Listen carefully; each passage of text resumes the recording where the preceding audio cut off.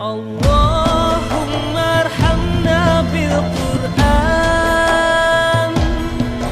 واجعله لنا إماما ونورا وهدى ورحمة. السلام عليكم ورحمة الله وبركاته. بسم الله الرحمن الرحيم. الحمد لله رب العالمين والعاقبة للمتقين ولا عدوان إلا على الظالمين. أشهد أن لا إله إلا الله وحده لا شريك له وأشهد أن محمدا عبده ورسوله. اللهم صل وسلم وبارك على محمد وعلى آله وصحبه ومن سار على نهجه واستنى بسنته إلى يوم الدين. أما بعد، يا أيها الذين آمنوا اتقوا الله حق تقاته ولا تموتن إلا وأنتم مسلمون. Alhamdulillah, kita bersyukur kepada Allah Subhanahu wa taala. Pada malam ini kita dapat bersama-sama dalam satu kuliah khas ataupun liputan. Terima kasih kepada tuan-tuan di Surau Al-Amin ini, dan juga terima kasih utamanya buat salah dan muslimin muslimat kerana memberi ruang kepada saya untuk berkongsi sedikit ilmu berkaitan dengan faraid dan juga pengurusan harta pusaka. Saya percaya tuan-tuan di sini telah pun melalui proses pembelajaran ilmu faraid, ya, dengan salah sendirilah.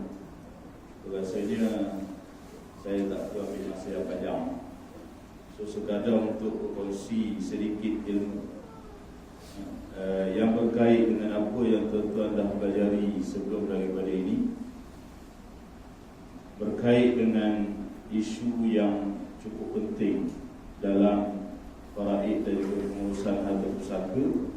Saya diberi tajuk ataupun diberi tanggungjawab untuk mengupas tentang hibah, wasiat dan juga harta sepencarian. Tuan-tuan, saya ni bukanlah pakar sangat dalam bidang ini. Ada lagi orang yang pakar. Di belakang tu ada Ustaz Tuan Guru Ustaz Ma'ali. Saya kata malam ni patutnya saya bersama dengan dia duduk depan ni, kita forum. Baik, bukanlah terlalu pakar untuk membicarakan bidang ini. Sebab tuan-tuan bila sebut tentang hibah, wasiat dan harta sepencarian ini, tiga tajuk ni sebenarnya terlalu subjektif, dan ianya melibatkan peruntukan undang-undang, ataupun melibatkan elemen syariah, dan di setiap negeri dia ada peruntukan yang mungkin berbeza. So hari ini insyaAllah pada malam ni saya cuba untuk berkongsi maklumat ataupun pengalaman sedia ada. Sebab saya di samping berkuliah faraid dan pusaka ini, saya juga terlibat dengan pengurusan. So mungkin ilmu-ilmu yang saya lalui proses mengurus pusaka yang terlibat dengan lapangan, khususnya dalam pengurusan pusaka, wasiat, hibah dan harta sepencarian ini, mungkin saya boleh kongsi dengan tuan-tuan sebagai maklumat tambahan untuk kita insya-Allah. Tuan-tuan dirahmati oleh Allah Subhanahu wa taala. Saya on the way daripada Marah tadi. Saya nak ikut terdengar apa ni kuliah.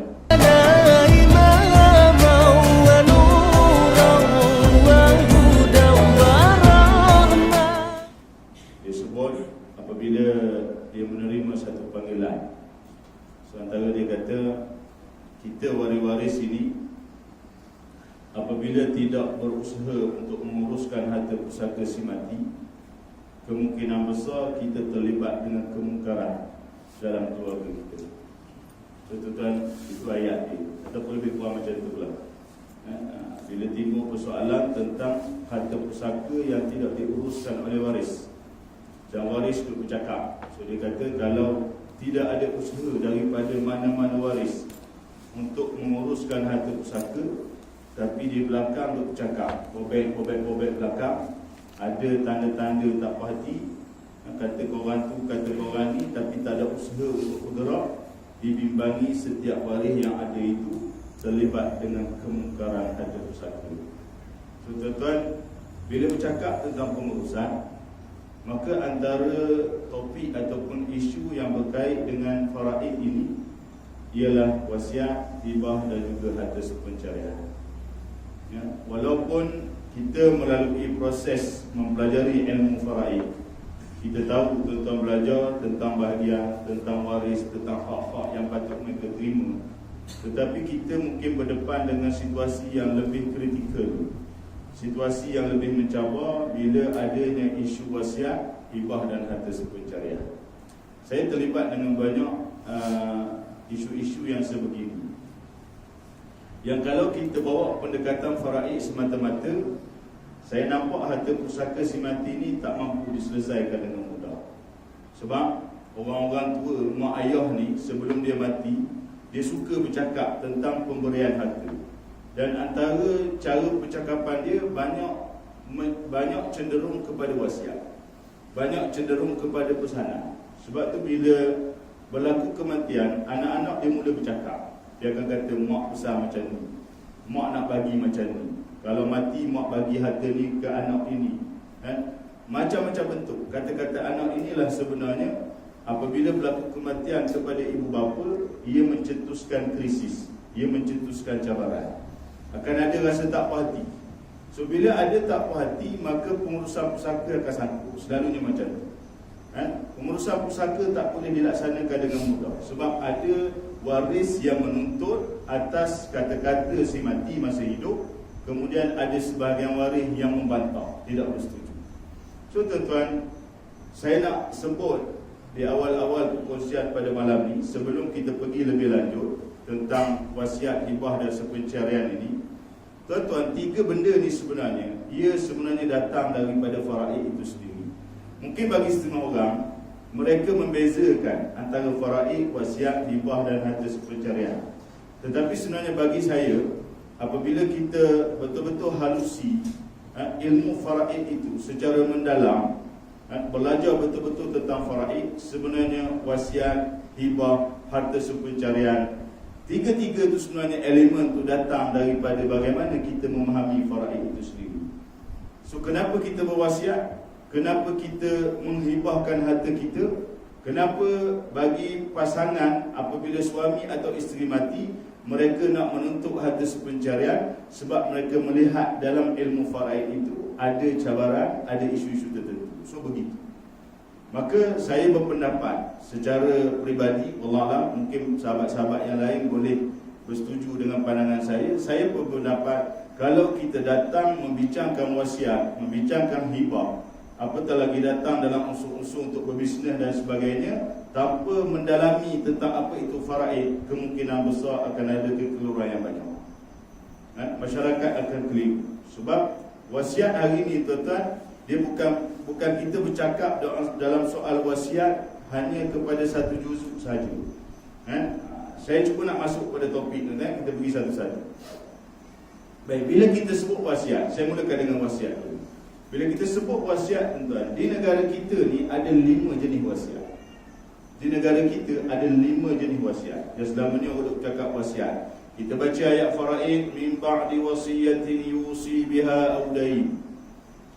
Kita baca dalam ayat faraid ayat 11, ayat 12 Allah ulang balik, min ba'di wasiyatin yusina biha aw dain.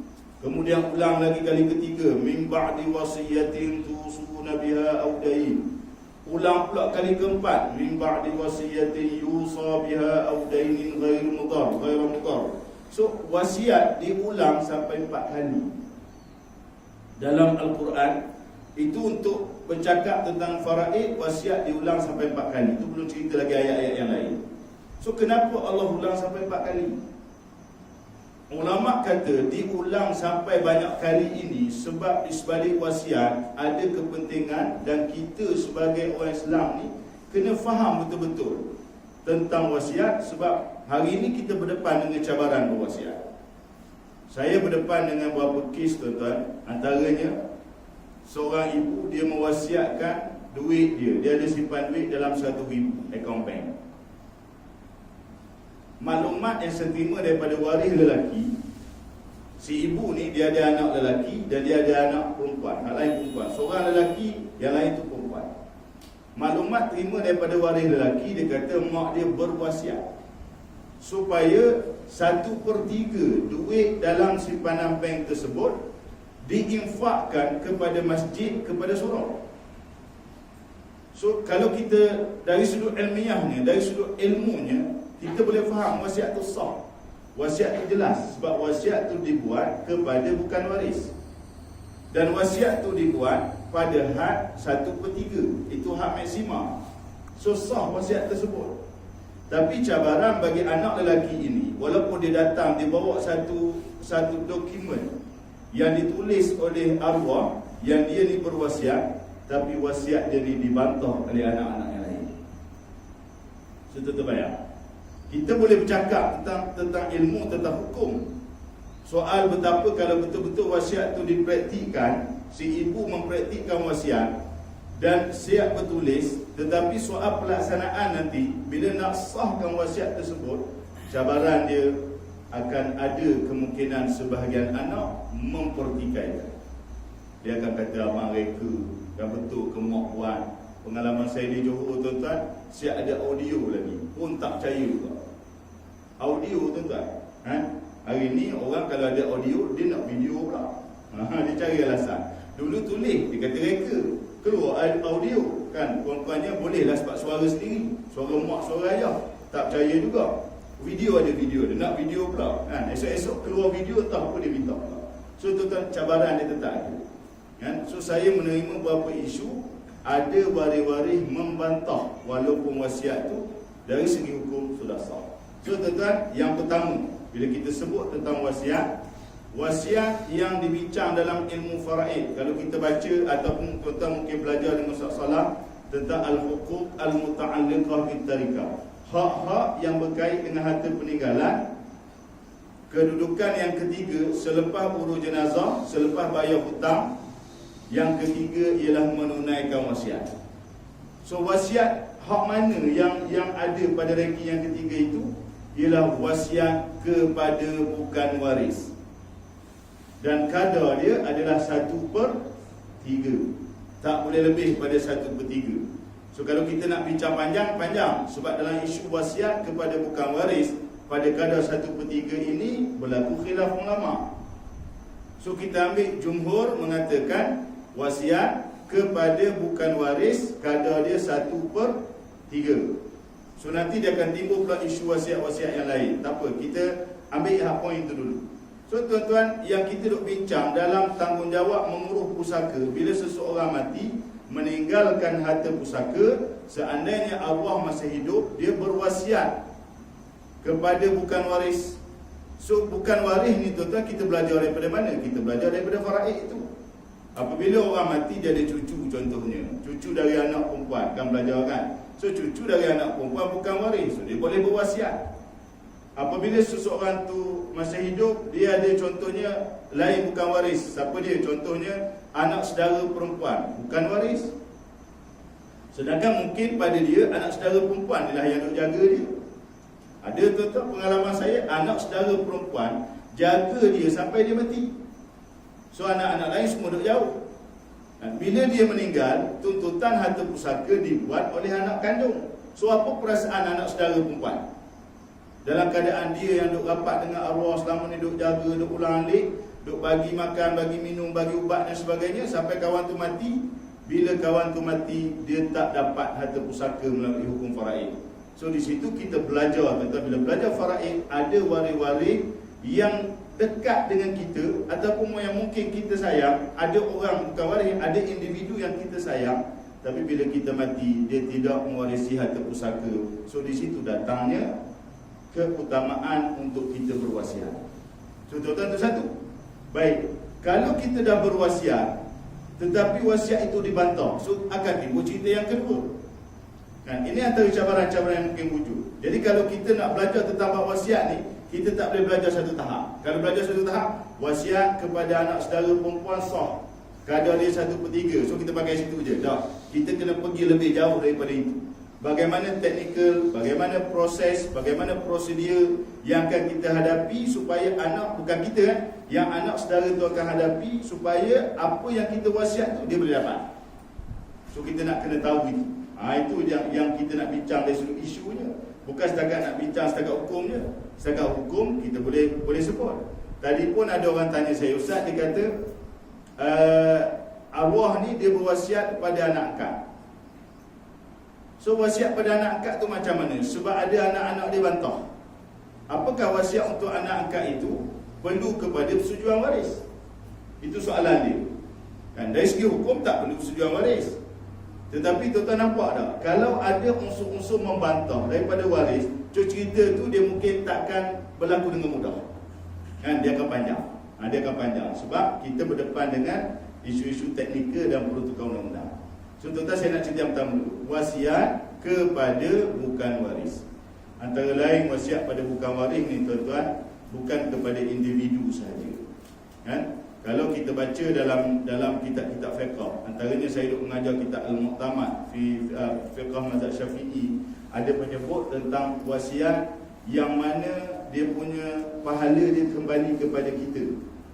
Kan? Wasiat yang memang untuk bekalan kita, wasiat pada apa tuan-tuan? Ni wasiat kepada masjid, wasiat kepada surau, wasiat kepada mak tafiz, wasiat ke sekolah agama. Itu antara ruang-ruang yang boleh kita berwasiat. Tapi tuan-tuan, cabaran dia tetap sama juga. Di mana cabaran dia? Waris yang akan melaksanakan wasiat tersebut. Kita dah meninggal tuan-tuan, kita dah buat wasiat, baik dokumen ke, kan siap mati stamp ke, cop dan bagainya, peguam tak peguam, agensi syarikat dan sebagainya. Siapa akan laksanakan wasiat tu? Waris yang akan laksanakan. Mereka pasti akan terlibat. So kita mengharapkan bila kita belajar tentang isu-isu wasiat ini, setidak-tidaknya kita nak apabila kita berwasiat, wasiat kita berjalan dengan cantik. Kan? Kalau boleh tak nak ada bantahan. Kalau boleh tak nak ada bantahan. Ya? Saya masih teringat pengalaman bantu satu kes. Arwah si mati ni seorang ayah. Dia ada income hasil dia tuan-tuan. Hasil dia boleh kata bukan dalam 30,000 sebulan. Kan?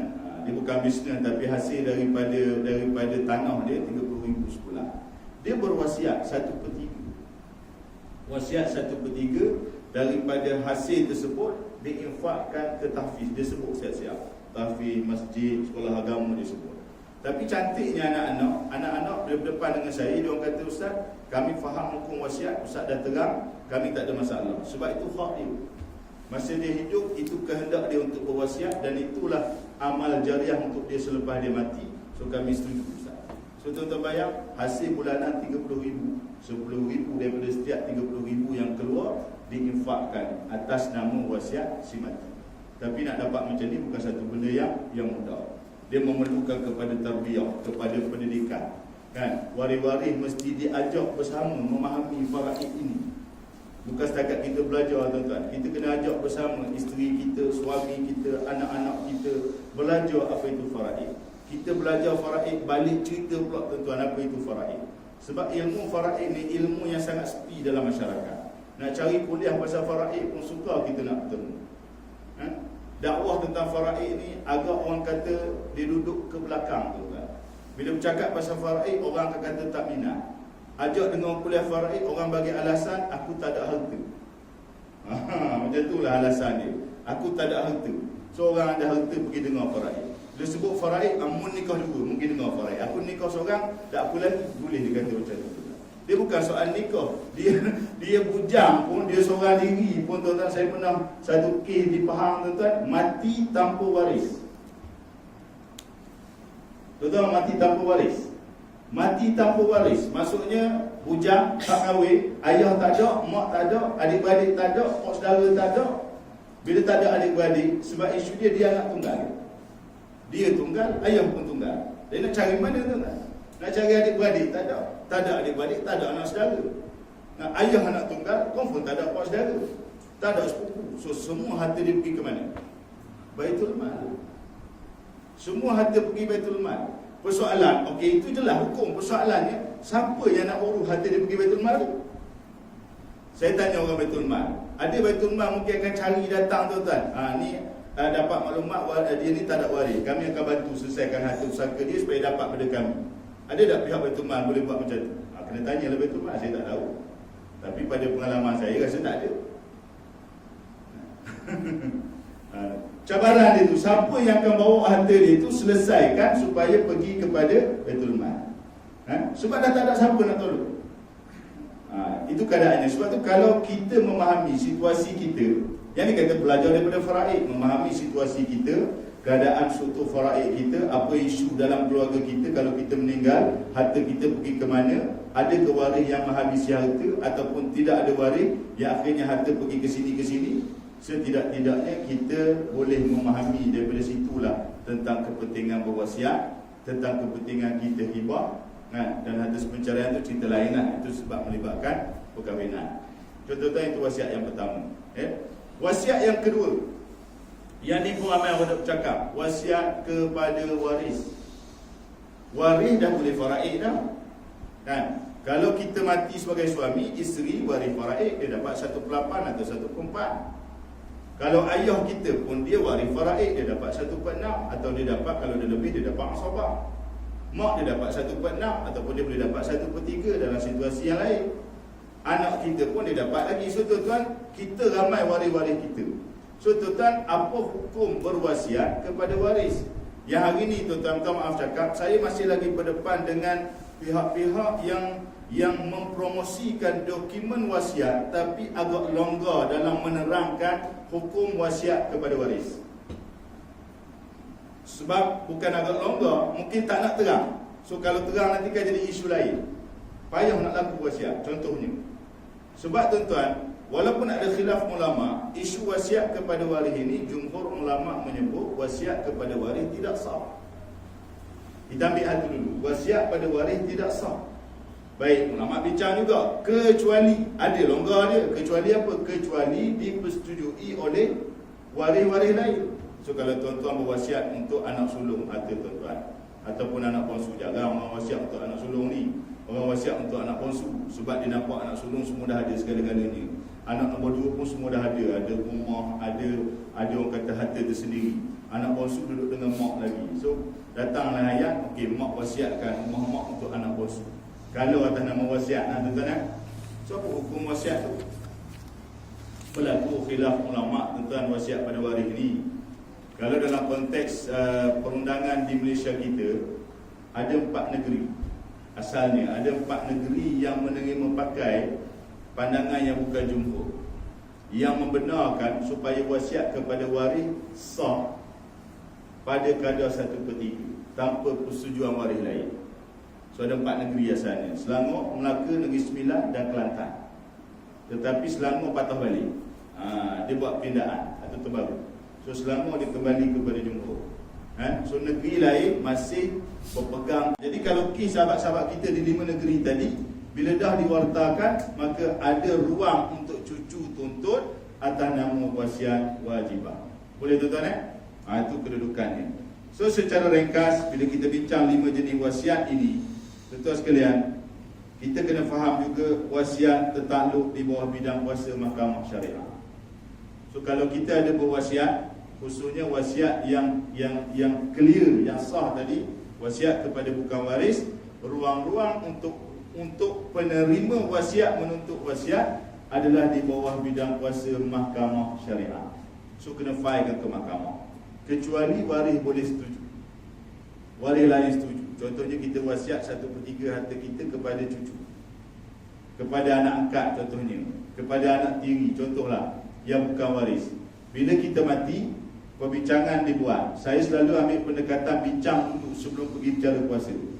Sebab ramai orang tak faham, bila dia pergi bicara kuasa, dia ingat boleh bincang di sana. Dia tak ada masa nak bincang dalam bicara kuasa, tuan-tuan. Pegawai pusaka dia tak ada masa nak layan. Dia nak dengar keputusan. Sebab dia banyak lagi kes yang dia nak proses hari ini. Jadi sepatutnya waris ni sebelum pergi bicara kuasa, bincang dulu keputusan yang perlu dibuat antara waris. Nak bincang, kena tahu faraid. So di sini cabaran ni tuan-tuan. Pengalaman saya, kadang ada waris pergi bicara kuasa, tubik je daripada pintu bicara kuasa, baloh dah situ. Dah sampai rumah. Baloh depan pintu bicara kuasa tu. Keluar daripada pejabat pintu pegawai pusaka tu, keluar je dia baloh dah depan. Dah puas hati. Sebab apa jadi macam tu tuan-tuan? Sebab dia tak lalui proses lebih awal. So pengurusan tu penting. Sebab tu saya melihat pengalaman saya dalam apa dunia pengusaha pusaka. Saya banyak terlibat dengan Felda tuan-tuan. Saya nampak dia punya cabaran dia, tidak ada orang yang nak tolong bagi idea, tolong bagi nasihat dalam isu-isu pengurusan. Walaupun kita ada faraid, saya sebut walaupun kita ada faraid, isteri 1/8, ayah 1/6, mak 1/6, tuan-tuan, bukan semua harta boleh dibahagi mengikut pecahan tadi dengan mudah. Tak tuan-tuan. Bahkan kadang-kadang ada harta yang tidak praktikal pun untuk dibahagi ikut pecahan. Tetapi tetap ada hak.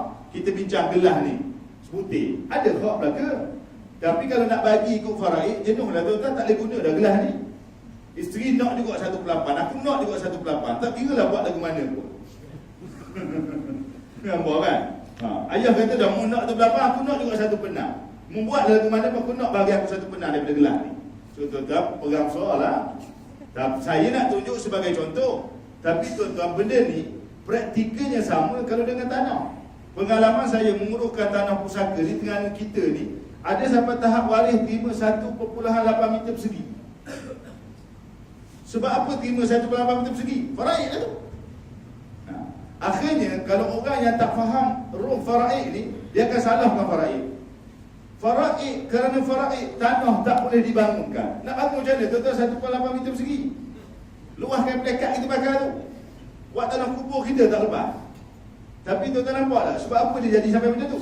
Sebab terlalu terikat dengan pecahan faraid. Saya tak kata pecahan tu salah, tapi kita waris ni, kita tidak memahami konsep. Dalam faraid tu dia ada konsep lain lagi. Sebab tu saya nampak dalam faraid, konsep takharus tu sangat luas. Salah dah ngajar dah tu konsep takharus kan. Konsep takharus tu luas tuan-tuan. Kalau kita terlalu terikat dengan bahagian tu, tak semua harta boleh dibagi dengan mudah. Paling mudah piti. Betul tak? Piti dia paling mudah. 10 riyal, 1/8 isi dapat RM1.20. Boleh lagi pecahnya. Tapi harta lain tuan-tuan, kadang-kadang memerlukan kepada perbincangan, memerlukan kepada muafakat. Dan dalam konteks saya bawa ilmu faraid ini, saya selalu suka sebut memahami roh ilmu faraid. Bukan soal hak. Bukan hak sahaja, tapi roh itu mesti difahami oleh waris. Sebab tu sebelum pergi bicara kuasa, kena ada muafakat, kena ada perbincangan. So kadang-kadang nak bincang ni, nak cari orang hak boleh tolong cerita kaedah terbaik, idea terbaik. Saya kadang-kadang terlibat dengan pergi pusaka ni, kita kena lontar kadang-kadang 4-5 idea. Tunjuk ni, idea pertama macam ni, kedua macam ni, ketiga macam ni, keempat macam ni. Tu pun kadang-kadang 4 tak boleh terima. Berah pula otak nak keluar idea yang kelima. Lah idea tu waris buat keluar sendiri. Dan sebab dia nampak dah, kita buat topik 5 idea dia tolak, dia buat keluar idea sendiri. Dia macam nak terima. Terima idea kami Ustaz. Okey, beres, waris semua terima. Tak ada masalah. Tapi kadang-kadang cabaran dia buat di situ. Itu pengurusan, selit sikit. Baik, so wasiat tertakluk di bawah bidang kuasa mahkamah syariah. Jadi kalau kita bawa ke pejabat pusaka, tiba-tiba ada isu wasiat, sama ada wasiat dalam bentuk macam mana pun tuan-tuan, pejabat pusaka tidak boleh mengesahkan wasiat kecuali waris bersetuju. Waris setuju tak masalah, tak ada wasiat pun tak apa. Ramai tuan-tuan orang buat perusahaan pusaka setuju bagi pada waris. Saya pernah bantu satu kes orang mati ni, dia tinggal 10 gang tanah. Tuan-tuan bayar 10 gang tanah. Anak ada 12 orang. Mak seorang, isteri seorang, anak 12 orang. Dalam muafakat awal sebelum pergi bicara kuasa, saya dah terang faraid. Anak 12 orang kata, kami semua faham faraid, Ustaz terang dah semua, kami semua bagi hak kami pada mak. Isteri dapat tanah 10 gram, dapat kereta 2 buah, piti-piti semua anak bagi mak dah. Dan kalau anak buat tindakan macam tu, kita bincang tak? Mak isteri tadi, dia perlu bincang tak atas pencarian? Tak payah cerita lah pencarian. Sebab anak boleh buat satu keputusan yang mudah. Sebab tu pengalaman saya, isu harta pencarian, elan sebab nak cerita pencarian nanti kan. Isu harta pencarian biasanya berlaku dalam isu waris-waris yang lain daripada anak. Anak kandung lah. Tentu melibatkan anak tiri, anak mak lain, adik-beradik dan sebagainya lah. Selalunya ada isu begitu. Kita akan cerita nanti. Lepas suku tadi. Berapa nak berhenti ni Ustaz Salah? Pasal ekor ni sejam pula tambah kan. Ustaz Salah kata pukul 9 berhenti. 10 berhentilah insyaAllah. Esok pun cuti. Tak ada masalah. Tuan-tuan rasa macam apa ni tak lagi dah, kita berhentilah. Boleh lagi tak? Boleh lagi insyaAllah. Terima kasih. Saya tak boleh kuliah saya bukannya 2 jam. Baik. Boleh faham mas seperti wasiat. Ada soalan tak tuan-tuan? Kita bincang wasiat dulu. Kalau ada soalan ataupun tuan-tuan rasa nak tambah lah, boleh juga mari depan. Ya. Ustaz kata kita perlu bincang dulu sebab pihak pusaka dia nak keputusan. Soalan saya, pihak pusaka ni dia tugas dia apa Ustaz? Sebab dia nak keputusan itu baik saya tak jumpa dia. Kalau macam tu, kita buat keputusan kan? Okey. Setuju soalan. Baik, dia tidaklah macam sampai tahap saya sebut tadi dia nak keputusan semata-mata. Cumanya dia tidak ada ruang yang banyak untuk mendengar orang kata apa ni perbincangan yang detail antara waris. Sebab kadang ada waris dia datang pejabat pusaka ni, dia bukan datang nak mengesahkan apa ni permohonan dia tu, kan? Dia bukan datang nak terima keputusan. Dia kata Ustaz, ingat kami datang ni nak bincang dulu. Keputusan tu buat kemudian. Nah, waris datang dalam keadaan kosong. Dia tak nampak. Jadi kadang-kadang bila datang ke sana, sebab tu kadang-kadang bila dia pejabat pusaka ni, bila timbul je isu-isu tak puas hati, dia balas situ. Bila dia balas situ, sebab tu pada saya kata nak balas rumah dulu. Bagi clear dulu kan baru datang. Sebab tu saya tak katakan pegawai pusaka ni dia tidak membantu. Ada KK memang tugasan dia membantu, kan? Dia akan tanya betul-betul waris, hak apa ni, waris sebenar siapa dia. Kalau datang tu tak cukup waris, dia akan minta cari waris sehingga bicara kuasa ditangguh. Itu antara fungsi tugas dia. Kadang-kadang kalau waris silap buat keputusan, dia akan betulkan balik. Contoh dalam isu bagi sama rata. Anak lelaki ni kadang-kadang dia datang, kami semua pakat sama rata. Ya, kamu nak bagi sama rata, rugi tu. Orang lelaki 2 bahagian, orang perempuan sebahagian. Lepas tu cerita pula 2 bahagian ni, kalau pitih 20,000, hakmu 10,000 pula. 20,000 banyak ada jadinya sama rata. Dia ada juga unsur-unsur begitu tuan-tuan. Bukan tak ada. Sebab waris ni datang kadang-kadang kosong. Cumanya saya dah sebut tadi, kadang-kadang dia tidak memperuntukkan masa yang banyak untuk bincang lebih halus, orang kata idea-idea keputusan yang terbaik. Contohnya bila melibatkan isu wasiat, kan? Contoh kalau ada wasiat, contohlah kalau datang 5 orang anak dalam bicara kuasa, permohonan tu memang ada nama, tapi bila dalam bicara kuasa, contoh anak bongsu, dia buat keluar dokumen wasiat. Ni mak ada wasiatkan rumah ni untuk dia, contohnya. Jadi pegawai pusaka, tindakan dia akan tanya persetujuan waris dia, setuju ke tak? Kalau waris bantah, memang tak ada masa tak bincang dah. Mana boleh setuju, boleh ke dia je rumah tu, kami waris juga, nak juga rumah ni. So bila waris mengatakan sebegitu, bicara kuasa akan ditangguhkan. Lantik pentadbir, paling tidak pun bawa ke mahkamah syariah untuk disahkan. So macam tu lah maksud saya. Bukan maksudnya datang-datang duduk di atas kursi tu, keputusan khabar, benda nak dah. Bukan gitu, tapi nak gambarkan macam tu lah. Maaf. Sorry Ustaz. Jangan apa-apa. Apa orang tanya kita jawab. Sini ni.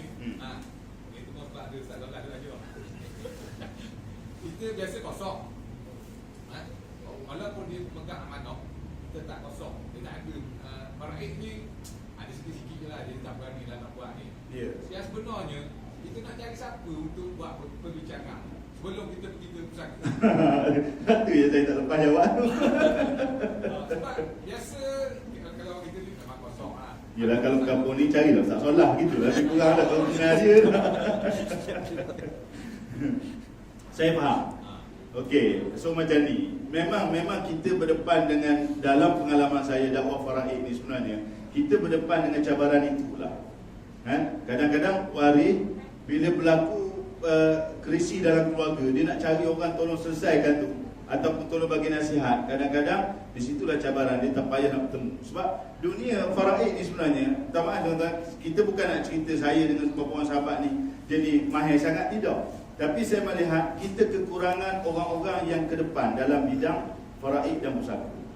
Apatah lagi hak nak datang kuliah di masjid dengan dakwah dengan dan sebagainya kan.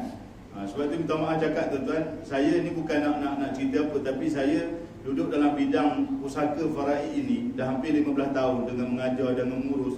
Ramai walaupun 15 tahun malah ni baru sampai sini. Asal kata juga. Jadinya sampai satu tahap saya buat tindakan berhenti kerja sebagai penjawat awam. Kan? Sebab untuk fokus kepada dakwah faraid. Itu antara keputusan besar saya. Saya ni bertugas sebenarnya sebagai guru, sebagai ustaz di sekolah, pernah duduk di bidang pendidikan, tapi tahun lepas saya resign letak jawatan selepas 8 tahun perkhidmatan. Kan? Tujuan saya sebenarnya tak ada tujuan lain. Kan? Bukan kerana nak bisnes, saya tak pernah terlibat dengan mana agensi syarikat mana-mana, tak ada. Kan? Orang kata ustaz, datanglah join ke kami, jadi ejen kami dan sebagainya. Ustaz ada kemahiran. Saya kata minta maaf, saya selesa sebagai ejen Allah dan Rasul. So saya berhenti kerja kerana cinta sayang saya pada dakwah faraid. Sebab saya pernah sampai ke Sabah. Tuan-tuan bayang orang Sabah tanya ustaz, kenapa hari ni baru kami dengar kuliah faraid? Ada orang tanya soalan macam tu. Saya masuk tanah-tanah Felda pun antara isu disebut pun macam tu. Kami tak didedahkan tentang faraid. Tuan-tuan sebenarnya bertuah sebab ada daripada zaman arwah Dr. Soleh lagi kan, almarhum dengan anak dia dan sebagainya.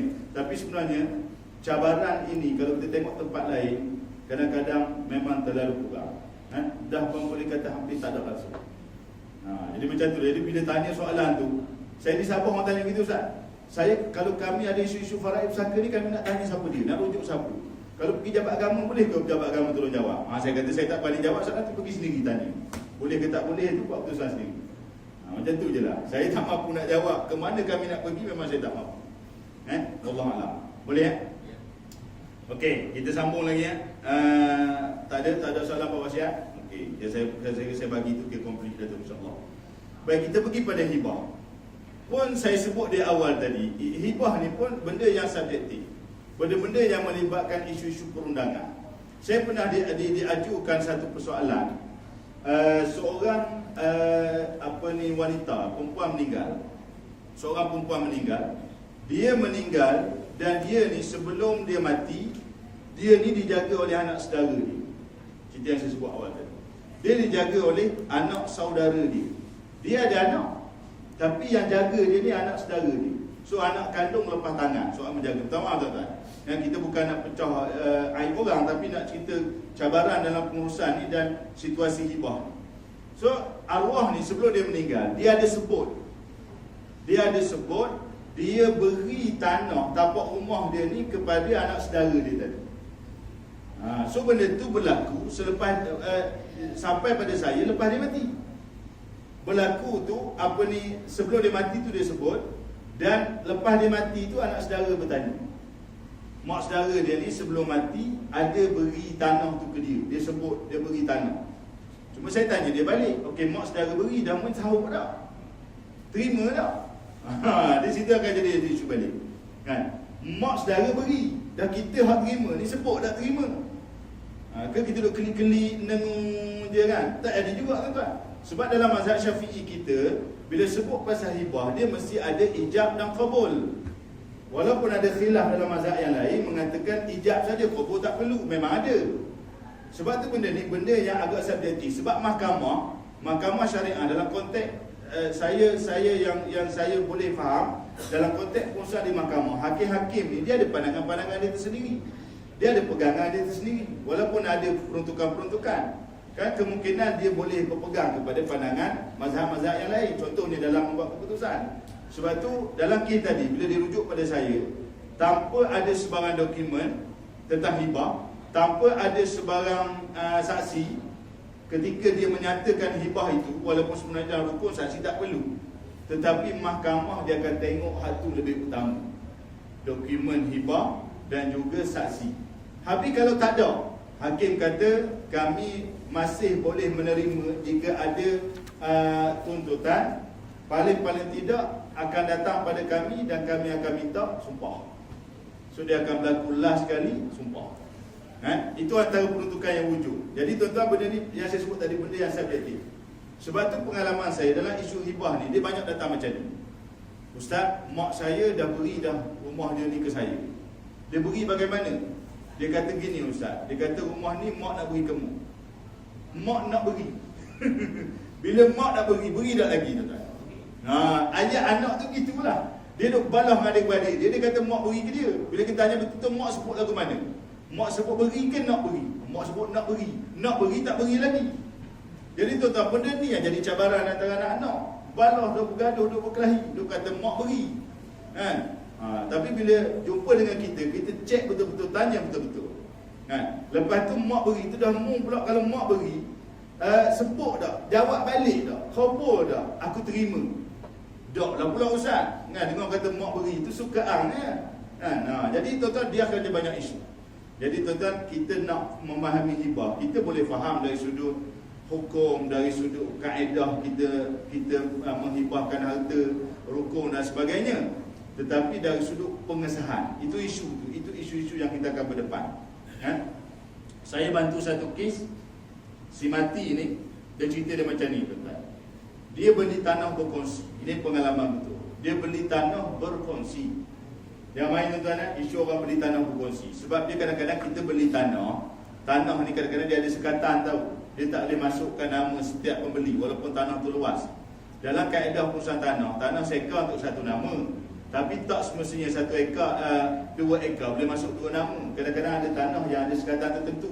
Sebab tu kita nak beli tanah, kita kena faham tu sekatan atas tanah tu.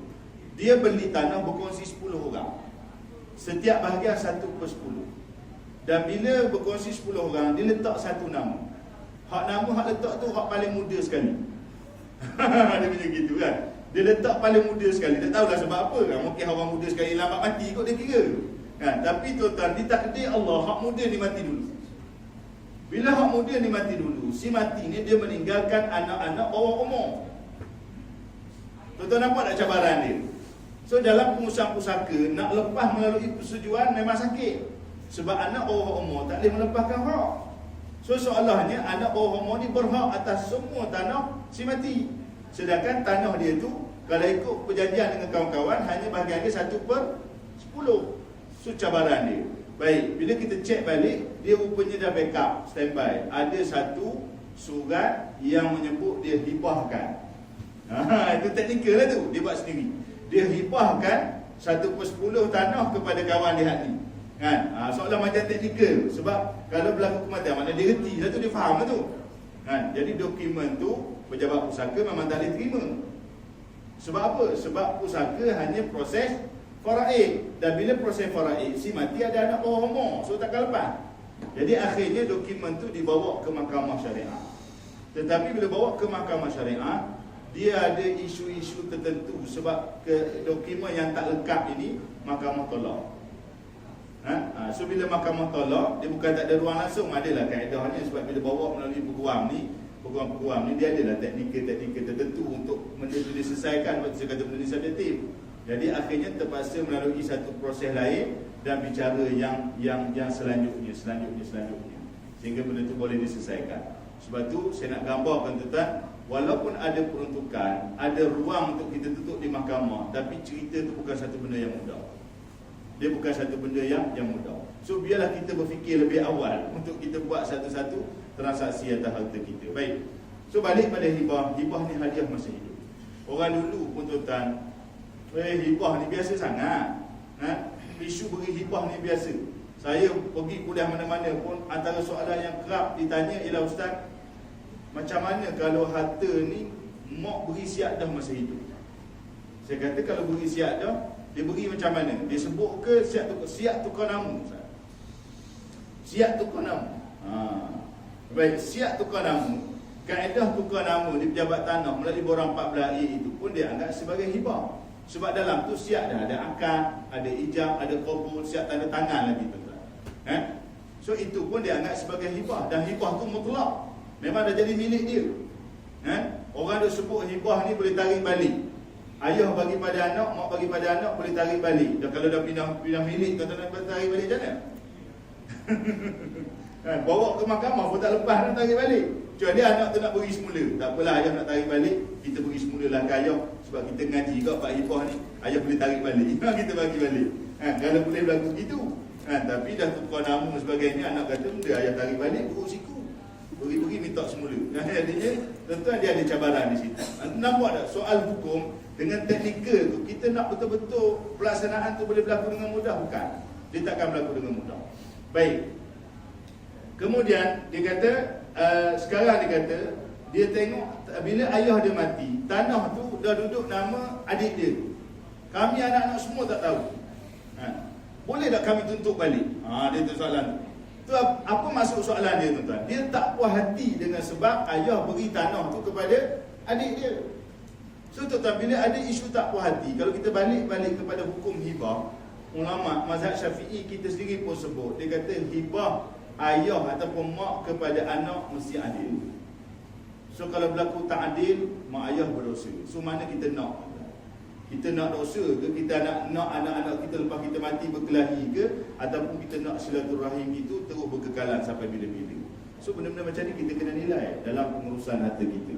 Sebab banyak berlaku macam tu. Itu satu penyakit. Yang kedua, penyakit lagi orang dulu, dia macam hibah tapi bukan hibah. Tuan-tuan nampak tak? Zahir macam hibah, pergi pejabat tanah tukar nama anak sulung. Rupanya bukan hibah.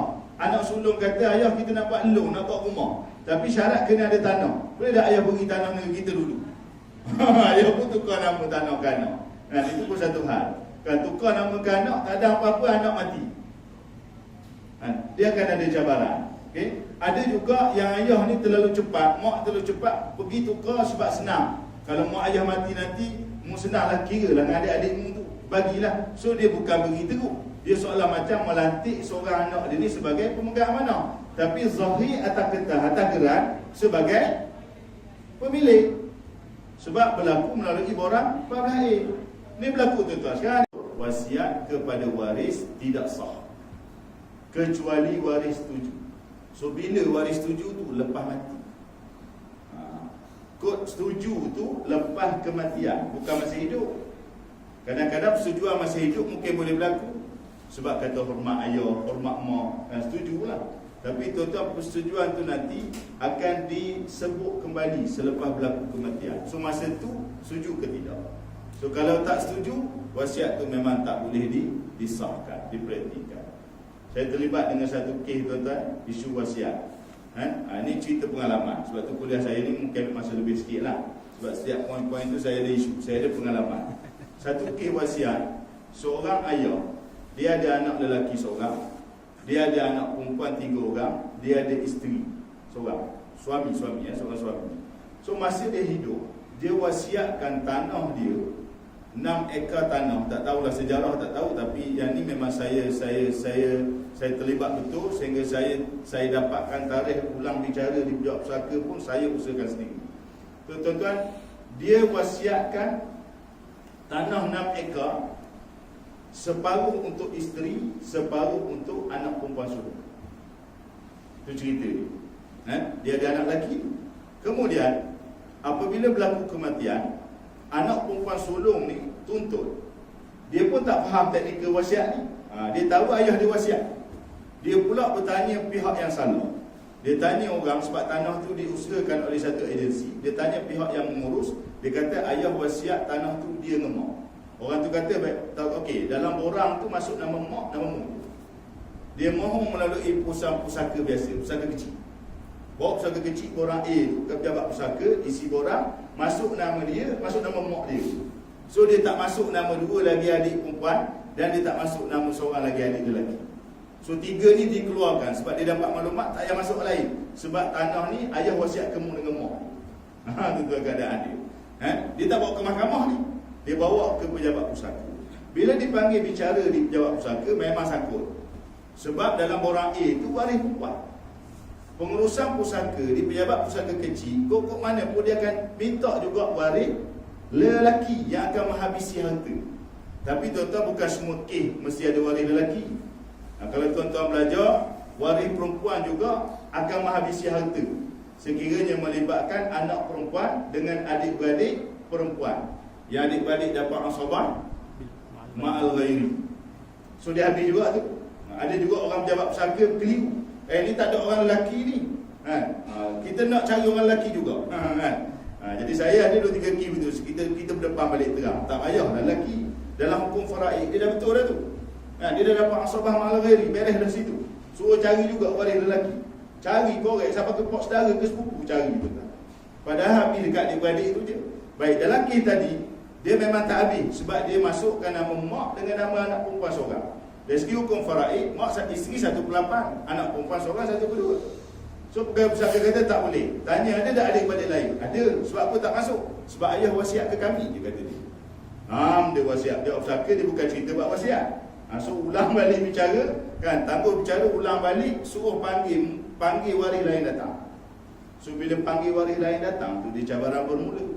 Hak perempuan tu okey lagi cool, sebab yang perempuan tu dengar ayah wasiat kepada kakak. Yang tak tahu hak lelaki. Tuan-tuan kan? Bila lelaki tu datang bicara, memang dia bantah sungguh lah. Sebab dia menuntut hak faraid dia. So bicara tu memang tak berjaya dan ditangguh sampai tertangguh terus 2-3 tahun. 2-3 tahun tertangguh sehinggalah bertemu dengan saya dalam satu kuliah. Ini pengalaman tuan-tuan. Kan? Dalam kuliah saya terang macam ni lah, soal hukum berwasiat, wasiat kepada waris tak sah kecuali waris bersetuju. Akhir isteri anak sulung tadi ni dia kena. Dia kata, ustaz tolonglah macam mana, sebab duit yang hasil ladang tu duk tertangguh, tak boleh nak dikeluarkan. Sebab pusaka tak selesai, perintah tak keluar. Jadi pihak yang menguruskan tanah tu dia tak boleh keluar kalau duit tu. Ada berbelah ribu, puluh ribu pun tak boleh keluar tuan-tuan. Dia bekukan duit. So sekarang saya kata okey macam ni. Kalau dah tengok memang cara tak betul, sebab step yang terakhir pejabat pusaka, bila yang perempuan ni berkeras sangat menuntut wasiat ayah, dia kata kau pergi tuntut mahkamah syariah. Bila dengar tuntut mahkamah syariah tu, dia terhenti tu. Dengar mahkamah tuan-tuan. Tuan-tuan jangan main-main. Walaupun kita ada peruntukan, satu-satu isu ni boleh bawa ke mahkamah, tapi orang kita bila dengar mahkamah ni, dia tahu dah bila sebut mahkamah ni payah, kan? Bukan satu benda yang senang. Dengar je mahkamah, buang pula, contoh. Jadi tuan-tuan, panjang dia punya cerita dia tu. Jadi stok, bila stok 2-3 tahun, lah jumpa saya cek balik. Saya cek, saya telefon adik yang lelaki tu, saya sendiri telefon. Saya cek dengan pejabat pusaka, tengok dia punya rekod dia apa dia, memang sangkut kerana wasiat. Sangkut kerana wasiat sebab adik lelaki bantah. Saya telefon adik lelaki, bila adik lelaki dengar je saya cakap pasal tanah ni, terus saya kena marah. Saya kena marah tuan-tuan. Kena bayang. Saya kata sabar. Mana kan? Saya nak tolong. Akhirnya tolong dapatkan tarikh baru cara kuasa. Saya buat surat sendiri, tanda tangan daripada pihak penuntut tadi. So kemudian dapat tarikh baru kembali kepada faraid. Bila kembali kepada faraid, yang seronoknya hak lelaki tu dia WhatsApp pada saya. Zaman tu mesej lagi, tak ada WhatsApp lagi. Dia mesej pada saya, dia kata, ustaz terima kasih, kakak saya telah kalah. Ada ayat penuntut dia. Maknanya dia berlawan, kan, akhirnya kakak dia kalah. So kembali pada faraid. So tuan-tuan, itu antara pengalaman saya dalam isu waris mempertahankan wasiat ayah kepada dia. Kepada dia. So tuan-tuan, inilah yang dipraktikkan dalam peruntukan undang-undang, kecuali di 3 negeri. Bila selama pindah 3 negeri masih kekal, Kelantan, Melaka, Negeri Sembilan. So siapa-siapa yang terlibat di 3 negeri ni, ikut dia. Tapi peruntukan tu di bawah bidang kuasa mahkamah syariah, bukan di bawah pejabat pusaka. Kita tak boleh bawa ke pejabat pusaka isu-isu wasiat. Di pejabat pusaka, apa yang kita boleh bawa dalam pengurusan ialah hanya berkait dengan faraid ataupun muafakat antara waris. So kalau ada wasiat, waris boleh bersetuju, itu mungkin boleh dibuat keputusan di pejabat pusaka. Tapi kalau waris bantah, nak bawa ke mahkamah syariah. Tapi 3 negeri saja yang membenarkan wasiat kepada waris, itu pun pada kadar 1/3. Lebih tak lepas. Negeri lain berpegang kepada pandangan jumhur yang mengatakan wasiat kepada waris tidak sah kecuali waris setuju. So ada persetujuan, okey beres. Tak ada persetujuan, memang tak boleh pakai. Itu tentang kedudukan wasiat kepada waris.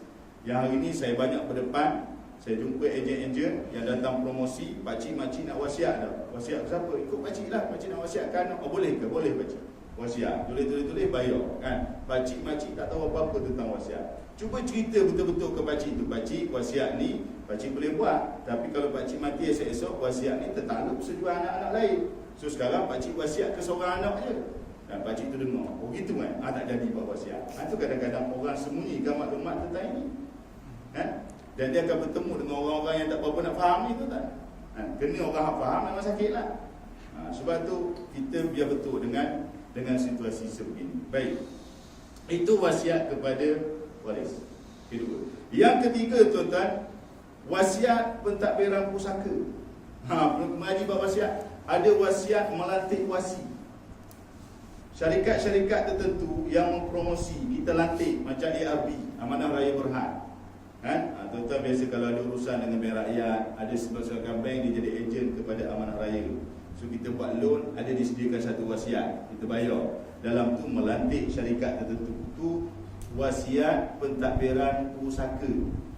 Maksudnya wasiat berbentuk melantik wasi. Wasi ni siapa? Oh, pihak yang akan menguruskan harta kita bila kita mati esok-esok. Saya melihat wasiat melantik wasi ni pun ada keutamaan, ada kepentingan. Dia macam ni, tuan-tuan kena persoalkan diri tuan-tuan. Bila kita belajar faraid dan kita mendalami ilmu pengurusan pusaka, kita bertanya, kalau aku mati esok-esok, siapa akan uruskan harta pusaka? Cuba tuan-tuan tanya soalan. Tanya hari ni. Kan? Apakah di kalangan waris kita tu, kalau kita sebagai suami, isteri kita, anak-anak kita tahu bab pengurusan pusaka? Sebab cabaran yang berlaku daripada dulu lagi tuan-tuan, kenapa harta pusaka terbeku ataupun tertangguh sampai mencecah 70 bilion lebih. 70 bilion lebih tuan-tuan. Dia punya nilai harta pusaka di negara kita. Saya pernah terlibat dengan satu kes kematian di Kuala Lumpur, 28 juta isteri mati. Suami tak uruskan harta pusaka, tertangguh 5 tahun. Mungkin 70 bilion lebih itu melibatkan kes pusaka besar. Tapi saya percaya tuan-tuan, di kampung-kampung pun banyak kes tanah-tanah pusaka yang tak diselesaikan. Banyak tuan-tuan. Saya pernah terlibat dengan kes mati tahun 1920. Mati tahun 1920 tuan-tuan di Kedah. Tak selesai, geran dan mesti mati. Nak settle tak boleh sebab dokumen-dokumen yang perlu untuk menguruskan harta tersebut tak lengkap. Saya pernah terlibat di Kuala Terengganu kita ni, mati tahun 1937 pun tak boleh settle. Saya pernah terlibat di Pahang, mati tahun 1990, waris sampai ke Indonesia pun tak boleh settle. Tuan-tuan bayar. Tapi benda tu dah tertangguh terlalu lama. So isu-isu antara isu yang dibincang, kenapa harta ni tertangguh? Sebab waris tak ada ilmu. Dia sebenarnya bukan waris tak ada ilmu.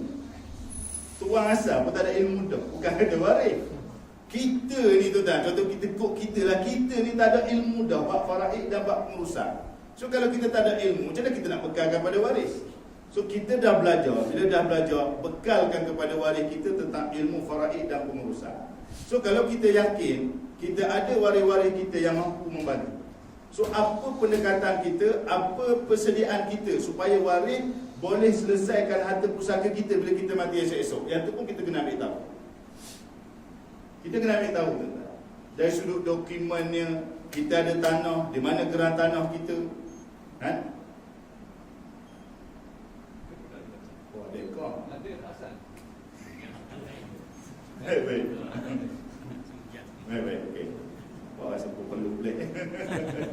Tambah sikit lagi Tambah sejam. Kalau ada kau tambah sejam lagi lah pula. Jangan tidur dalam sejuk ni. Baik tuan-tuan okey, sambung lagi. Headline ikon sekejap. Mana tadi berhenti? Baik, apa persediaan kita tuan-tuan? Kita ada tanah, so mana geran tanah kita? Kita ada kenderaan, so mana geran kenderaan kita? Kita ada account bank, so mana penyata bank kita? So tuan-tuan nampak ni, ini saya nak sentuh juga sebab ia melibatkan cabaran kepada waris. So kalau kita faham, okey aku dah buat persediaan, aku dah ada waris yang memang aku dah bekalkan ilmu, ataupun kita kata aku dah sediakan satu panel peguam untuk bantu kalau aku mati. So nampak kita dah ada jawapan. Kalau kita mati, harta kita akan diuruskan oleh orang-orang tertentu.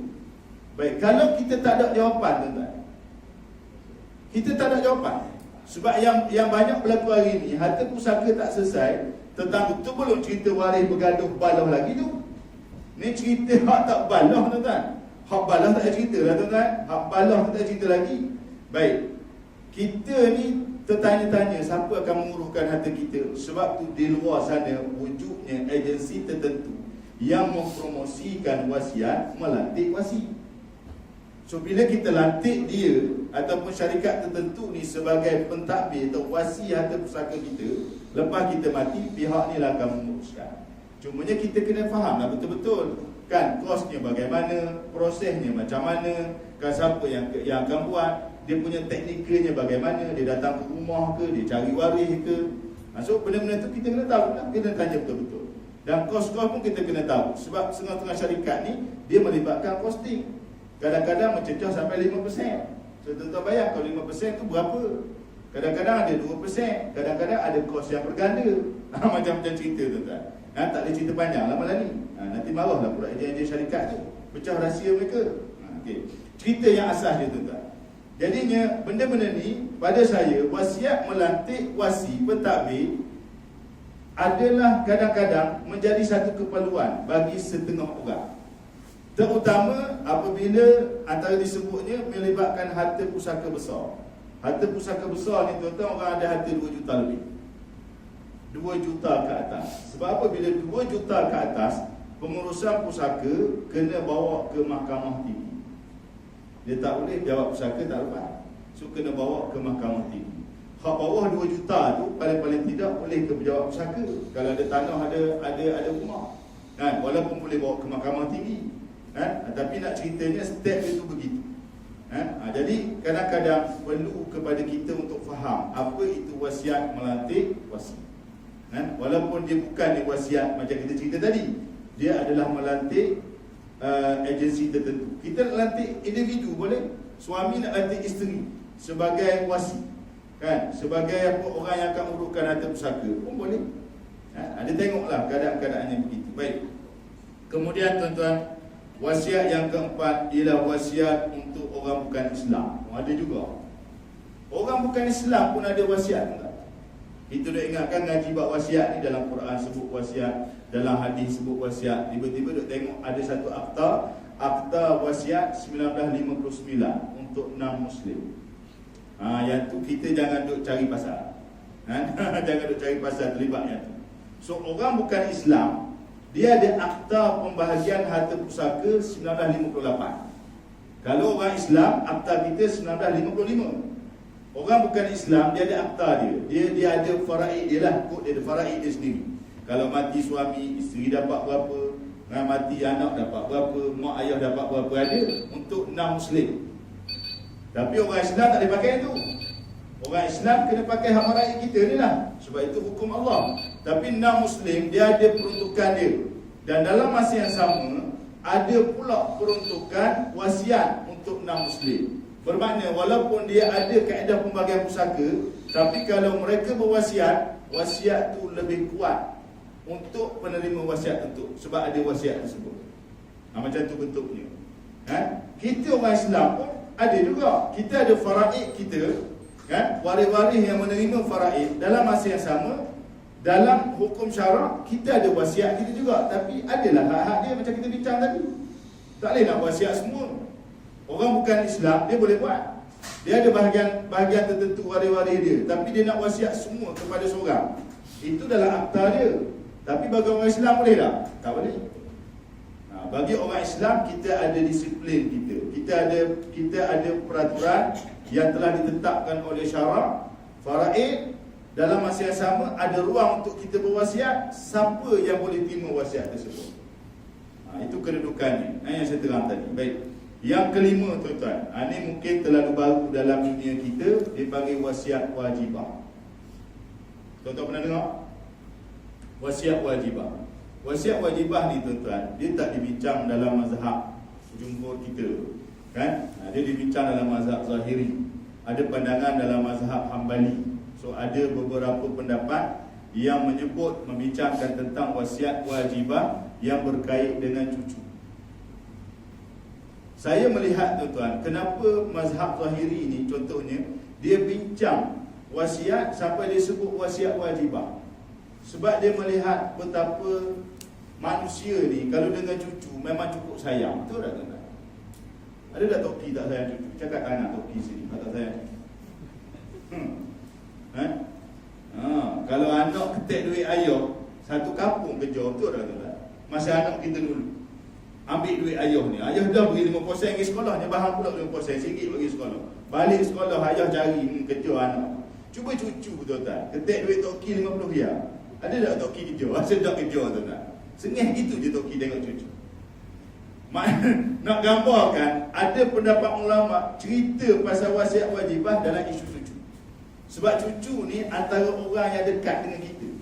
Toki tu kalau ada cucu, ya Allah suka sangat. Lagi tak ada cucu, duk paksa juga anak nikah. Sampai ke sudah, paksa. Nak ke cucu, bukan nak ke natu sangat. Nak ke cucu, tuan-tuan. Tapi bila ada cucu, tiba-tiba dalam faraid cucu tak dapat pusaka sebab cucu dari anak perempuan. Ataupun cucu tu tak dapat pusaka sebab cucu tu dari anak lelaki waris. Tapi kita ada anak lelaki lain.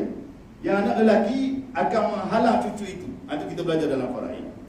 Jadi tuan-tuan, dalam aspek ini sebenarnya kita tak payah tunggulah ada enactment, ada akta wasiat dan sebagainya. Pendekatan ataupun tindakan kita bila kita belajar pasal faraid, keperluan cucu, kita terus berwasiat biasa je. Wasiat je lah yang kita bincang tadi tu. Wasiat kepada bukan waris. Cucu daripada anak perempuan bukan waris. So kita wasiat 1/3. Cuma saya sebut dalam perkongsian ilmu saya, walaupun wasiat tu dia kadar dia boleh pergi 1/3, tapi kita kena tengok juga munasabah, tuan-tuan. Contoh, tuan-tuan ni ada duit 300,000. Tuan-tuan ada 9 orang anak. Contoh, saya bagi contoh. Anak kandung 9 orang, lelaki belaka. Cucu ada seorang. Tapi kita ngaji dalam faraid, kalau kita mati cucu tak boleh pusaka sebab kita ada anak lelaki. Kalau cucu ni pun cucu yang jadi waris. Jadi kita pun ataupun cucu dari anak puang, kita pun wasiat. Dan tentang sayang sangat ke cucu, ustaz kata boleh wasiat sampai 1/3, wasiatlah 1/3 harta kita, duit kita dalam bank. So 300,000 cucu dapat 100,000. Wajib tu tuan-tuan. Anak kandung kita 9 orang wajib laksanakan wasiat tersebut. Sebab cucu ni bukan waris, cucu daripada anak puang. Dan sebenarnya tuan-tuan, cucu dari anak lelaki pun sah wasiat dia. Sebab kita faham dah, kalau kita mati, cucu dari anak lelaki pun tak boleh pusaka. Dia akan terhalang dengan anak lelaki lain. Tapi bila kita beri ke dia 1/3, dia dapat 100,000. Baki 200,000, faraid untuk anak-anak. Kita ada 10 orang anak lagi. So seorang dapat berapa kalau 10 tu semua lelaki? Seorang dapat 20,000. So tuan-tuan boleh gambar tak apa perasaan anak lelaki kita? Ni kita nak bagi idea. Kalau kita duduk di tempat anak lelaki tu, walaupun dari segi hukum syaraknya wasiat pada cucu tu dah beres, dah sah pun, kalau anak kita tak laksana pun tuan-tuan, dia tak bagi pada cucu, so mereka makan batil tuan-tuan.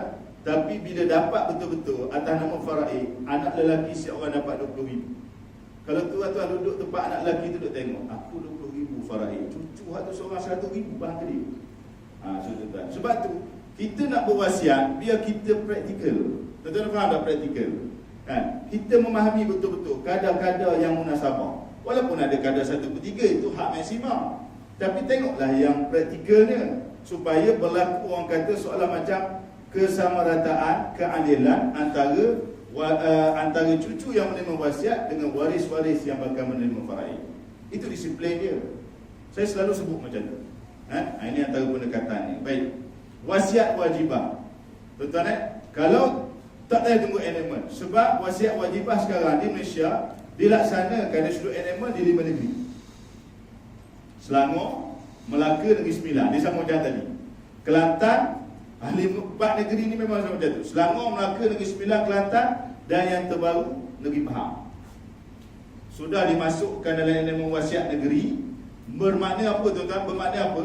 Saya cuba merujuk kepada beberapa orang sahabat, antaranya peguam-peguam yang melaksanakan pengurusan pusaka ni, disebut di negeri-negeri yang telah diwartakan enactment wasiat wajibah ini, cucu boleh tuntut terus wasiat wajibah bahagian mereka itu di pejabat pusaka. Dia boleh tuntut terus. Maksudnya bila Toki mati, cucu Toki tak ada wasiat pun, tapi sebab sudah ada enactment tadi dah warta di negeri tersebut, so cucu tadi melalui wakil dia masuk terus di pejabat pusaka, tuntut terus wasiat wajibah. So dia akan dapat maksima 1/3. Dia boleh dapat 1/3 maksima. So panjang lagi lah perbahasan dia. Cuma saya nak tuan-tuan boleh memahami gambaran dia. Bila kita bincang isu wasiat, kita berdepan dengan 5 jenis wasiat di negara kita. So kalau orang di negeri Terengganu, kalau Toki tu tak buat wasiat masa hidup, dia panggil wasiat pilihan, ikhtiariah dia tak buat pilihan. So kalau berlaku kematian, cucu tak boleh tuntut lah.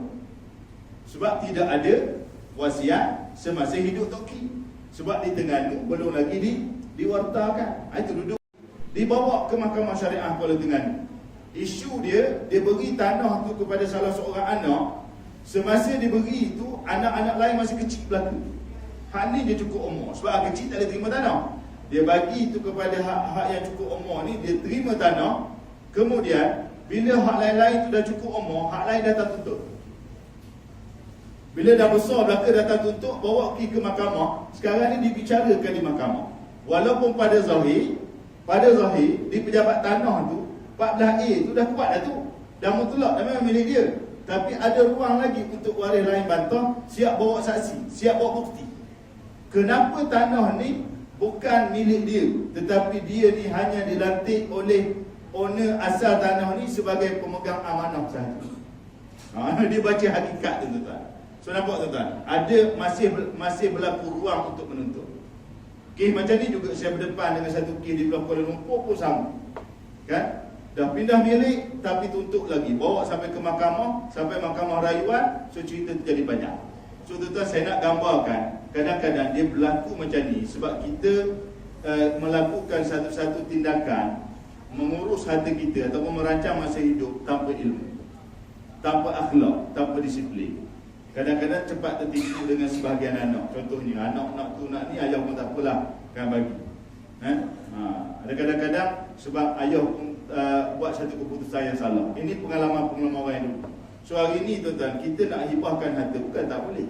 Tapi hibah ni salah satu kaedah syarah yang hukumnya paling tidak mengharus atau mungkin dia pergi kepada sunat untuk kita hibah. Sebab Nabi pun sebut tahadau tahabu, dan bagilah hadiah, nescaya kamu akan berkasih sayang. Tapi tuan-tuan, yang banyak berlaku dulu-dulu, orang bagi hadiah jadi kasih sayang dah, tuan-tuan.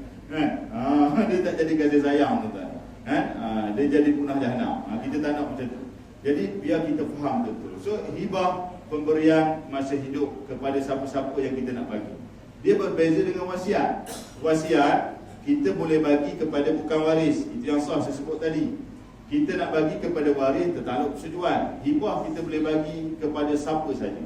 Contoh nak bagi pada anak, pada bukan waris, pada member, pada sahabat, pada siapa-siapa pun boleh atas nama hibah. Tapi biarlah hibah itu berlaku dengan cara yang sempurna. Orang tanya, antara persoalan ditanya, dia kata, Ustaz, hibah ni kalau tak ada hitam putih sah ke? Soalan dia gitu. Saya tanya dia balik, zaman Nabi dulu ada hitam putih ke?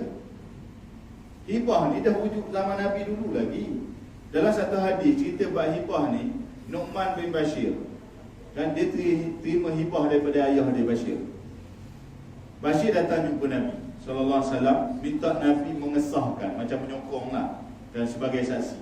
Nabi tanya Nu'man, dia kata, mu ada anak lain tak selain? Nabi tanya Bashir, mu ada anak lain tak selain daripada Nu'man? Dia kata ada lagi anak lain kan, tapi memberi tak ke anak lain, tak, aku beri ke Nu'man je. Nabi kata aku berlepas tangan. So maknanya apa, tuan-tuan? Hibah tu boleh sah, tetapi perbuatan dia tu salah sebab dia tidak berlaku adil dengan anak-anak. So hibah ni dia dah berlaku dulu lagi, dan tak pernah ada hitam putih pun, tuan-tuan. Tapi hari ini kita berdepan dengan cabaran. So hibah kalau tak buat dengan hitam putih pun, hibah tu tak sah dengan syarat cukup dia punya rukun dia. Harta, pemberi, penerima dan akad, ijab qabul. Sekarang ijab qabul ni lah selalu jadi isu. Contoh orang yang terlibat dengan hibah takaful. Ejen-ejen takaful, kalau kita bincang hibah takaful, walaupun Akta Kewangan Islam FSA 2013 dah luluh oleh hibah takaful, tapi masih ada lagi persoalan-persoalan dibincangkan. Antara persoalan yang ditimbulkan ialah soal akad. Itu kita lontarkan persoalan yang ditimbulkan. Walaupun dah ada akta, dan sebenarnya dari sudut pengurusan takaful ini, akta tu dah cukup kuat sebenarnya. Tapi persoalan masih dibincang sebab dia melibatkan isu akad, ijab dan qabul itu dalam isu hibah takaful. Sama juga hibah-hibah yang lain. So tuan-tuan, dia ada 4 rukun. So sekarang hibah, antara pelaksanaan yang mudah, pindah milik 14A tu lah. Pergi pejabat tanah, isi borang 14A, pindah milik. So dapatlah tukar nama, bayar duty stamp dan sebagainya, selesai. Keluar gerak, dapat hak milik. Tapi bagaimana hak milik itu berlaku kepada penerima, ayat tu yang saya sebut tadi, akan ada cabaran-cabaran tertentu. Kemudian hari ini, hibah juga boleh dibuat melalui dokumen hibah. Bila sebut pasal dokumen hibah, ada perkembangan lain pula, dia akan pergi kepada hibah bersyarat. So ada hibah bersyarat yang dibincang tentang hibah umrah dan rukbah. Orang hibah harta masa hidup dia nak manfaatkan lagi, dia bagi syarat. Ada orang bila sebut umrah dia hibah harta masa hidup je. Kan, bila orang tu mati dapat ke dia balik. Penerima mati patah ke dia balik. Kalau dia mati dapat ke waris dia. Dia akan jadi isu macam tu. Hibah berlaku masa penerima hidup saja. Itu umrah. Kalau rukbah ini kan, hibah itu tertanduk dengan apa ni, bila mati, bila penerima mati harta tu balik ke dia. So dia ada ruang untuk memanfaatkan lagi harta tersebut. So hibah bersyarat ni ada khilaf ulama. Mazhab Syafi'i menolak hibah bersyarat. So dia ada pandangan mazhab lain. Dan dibincang dalam peringkat perundangan, ada ruang-ruang di negara kita ini untuk hibah bersyarat itu diterima. Tetapi di peringkat mana? Mahkamah Syariah. Daripada hibah juga tuan-tuan, dia akan pergi kepada hibah harta bercagar. Kita beli rumah masa tingkat loan. Bila tingkat loan, tingkat dengan bank, loan kerajaan, maksudnya milik sempurna tak? Milik tak sempurna, bukan milik kita lagi. Kalau kita tak mampu bayar hutang, dia boleh tarik balik. So tuan-tuan, di situ isu timbul. Apakah hibah bercagar ni boleh? Kita beli loan, kita beli rumah loan. Kita nak hibahkan rumah kita tu kepada anak angkat kita contohnya. Boleh ke tidak? Pun ada khilaf ulama. Dan ada ruang-ruang benda tu dilaksanakan dalam peringkat perundangan di negara kita. Itu kata saya kata isu-isu ni subjektif. Jadi tuan-tuan, kita kalau kita nak pergi kepada pelaksanaan hibah melalui penyediaan dokumen, semata-mata faham setakat dokumen saja, pada saya sebenarnya kita takkan dapat melaksanakan hibah tu dengan cara yang terbaik. So sebenarnya hibah ni kita kena faham betul situasi dalam keluarga dan sebagainya. Subuh tadi kuliah saya, seorang ibu dia tanya, "Ustaz, saya ada sebuah rumah. Saya ada 7 orang anak, lelaki dan perempuan. Saya nak hibahkan rumah saya ni Ustaz. Sesuai tak saya hibahkan rumah saya kepada anak-anak saya?" Persoalan dia tanya macam tu. Saya tanya balik, kenapa perlu hibahkan rumah? Sedangkan kita ada anak, kalau kita mati pun kita ada anak lelaki dan perempuan. So harta kita dari segi faraid dia tak pergi ke orang lain. Baik, itu satu. Yang kedua, kalau kita hibah kepada 7 orang anak, praktikal ke tidak rumah kita tu akan dikongsi 7 orang anak sampai bila-bila? Itu pun kita kena nilai juga. Sebab tu kita nak hibah ni tuan-tuan, kita kena tengok situasi dalam keluarga kita, keperluannya apa. Ada satu penyakit lagi tuan-tuan, nampak orang hibah harta ni nak hibah berlaku semua. Dia ngaji faraid, dia tengok dia ni ada anak puan saja contohnya. Dia tak nak beri ke adik-beradik dia. Aku tak nak beri sesen kepada adik-beradik. Nak hibah belaka tuan-tuan. So nampak tak? Dia sudah datang unsur-unsur nafsu di situ. Unsur akhlak yang dah tak baik. Lari pada faraid dan seolah-olah macam-macam menafikan hak yang memang Allah bagi kepada adik-beradik. Nak lari betul-betul. So tuan-tuan, biarlah kita berdisiplin. Saya melihat dalam isu hibah ni, kita lihat kepada maslahah. Contoh, kita ada rumah, kita ada tanah, kita ada harta-harta yang lain. So maslahah untuk waris yang terdekat dengan kita. Contoh, kita ada anak perempuan, kita ada anak angkat, anak tiri yang kita sayang. So maslahah dia yang paling utama hibah apa? Hibahlah rumah untuk dia. Kan, setidak-tidaknya kita dah baca dah, bukan senang dia nak bayar atas nilai rumah tu kepada waris lain. Tapi biarlah duit-duit kita, harta-harta ahli kita yang lain itu berjalan seperti biasa. Ada elemen hibah berlaku, ada elemen faraid berlaku pada waris. Dan dalam masa yang sama tuan-tuan, orang lupa elemen wasiat yang saya sebut tadi. Kan? Lepas tu saya dedahkan dalam perkongsian saya, biarlah 3 elemen ni kalau kita betul-betul nak praktik wujud. Elemen hibah kita nak buat pun ada, kalau dengan ada sebab tertentu. Elemen wasiat tu pun biar ada juga. Kan? Kemudian faraid pun berlaku dalam harta kita. Barulah cantik tuan-tuan. Kan? Kita belajar dan semua tu boleh dilaksanakan. So itu penjelasan secara ringkas tentang persoalan hibah. Sila kalau ada soalan. Kalau tak ada, saya nak tutup dengan sepencarian. Dibuka soalan tu. Lepas ni tak ada soalan lagi. Tak ada. Mana clear lah tu. Dia senang je, tak ada soalan ni, sama ada faham ataupun tak faham. Faham tak? Secara asasnya begitulah. Baik. Harta sepencarian. Tuan-tuan, tadi ada persoalan dalam radio tadi. Seorang penanya dia tanya di bawah. Dia kata, "Ustaz, suami saya mati. Harta suami ni cari yang saya dengan suami." Dia tanya tu, soalan macam tu lah. Selalu orang tanya macam tu kan. Harta saya ni carian saya dengan suami. Seolah-olahnya dia nak bayangkan dia mesti dapat sepencarian. Kan? Mana dia ada hak yang kuat. Baik, tak salah. Baik. Persoalan tentang sepencarian ni tuan-tuan, kadang-kadang saya nampak bila kefahaman tu tak berapa kemah, orang akan nampak sepencarian ni kuat pada faraid. Saya dalam pengalaman duduk anjurkan bengkel faraid, kita tunjuk kira tuan-tuan kan. Bila waris utama meninggal ni, tinggal waris utama, ada ayah, ada mak, ada suami ataupun ada isteri, tu orang tanya, Ustaz, sepencarian di mana? Tak ada habis kita kira lagi tuan-tuan faraid. Dia terus pergi sepencarian di mana? Bagilah habis duduk ngaji faraid ni, bagi faham lengkap betul-betul kan. Kemudian ruang-ruang untuk sepencarian kita bincang lah. Baik, saya terlibat dengan beberapa isu sepencarian. Saya cerita dulu. Pengalaman pertama menguruskan satu kes suami meninggal, tinggal seorang isteri tanpa anak.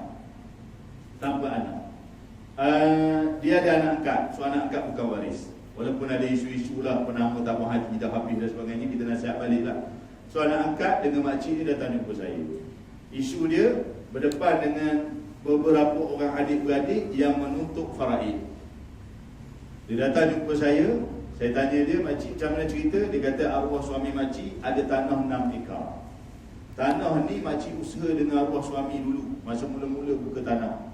Biasalah tuan-tuan kahwin, buka tanah 6 ekar kan, usaha bersama. Saya tanya dia, sebab apa masa mula-mula buka tanah dulu, masa daftar pejabat tanah dapatkan geran, tak masuk nama makcik, terus separuh.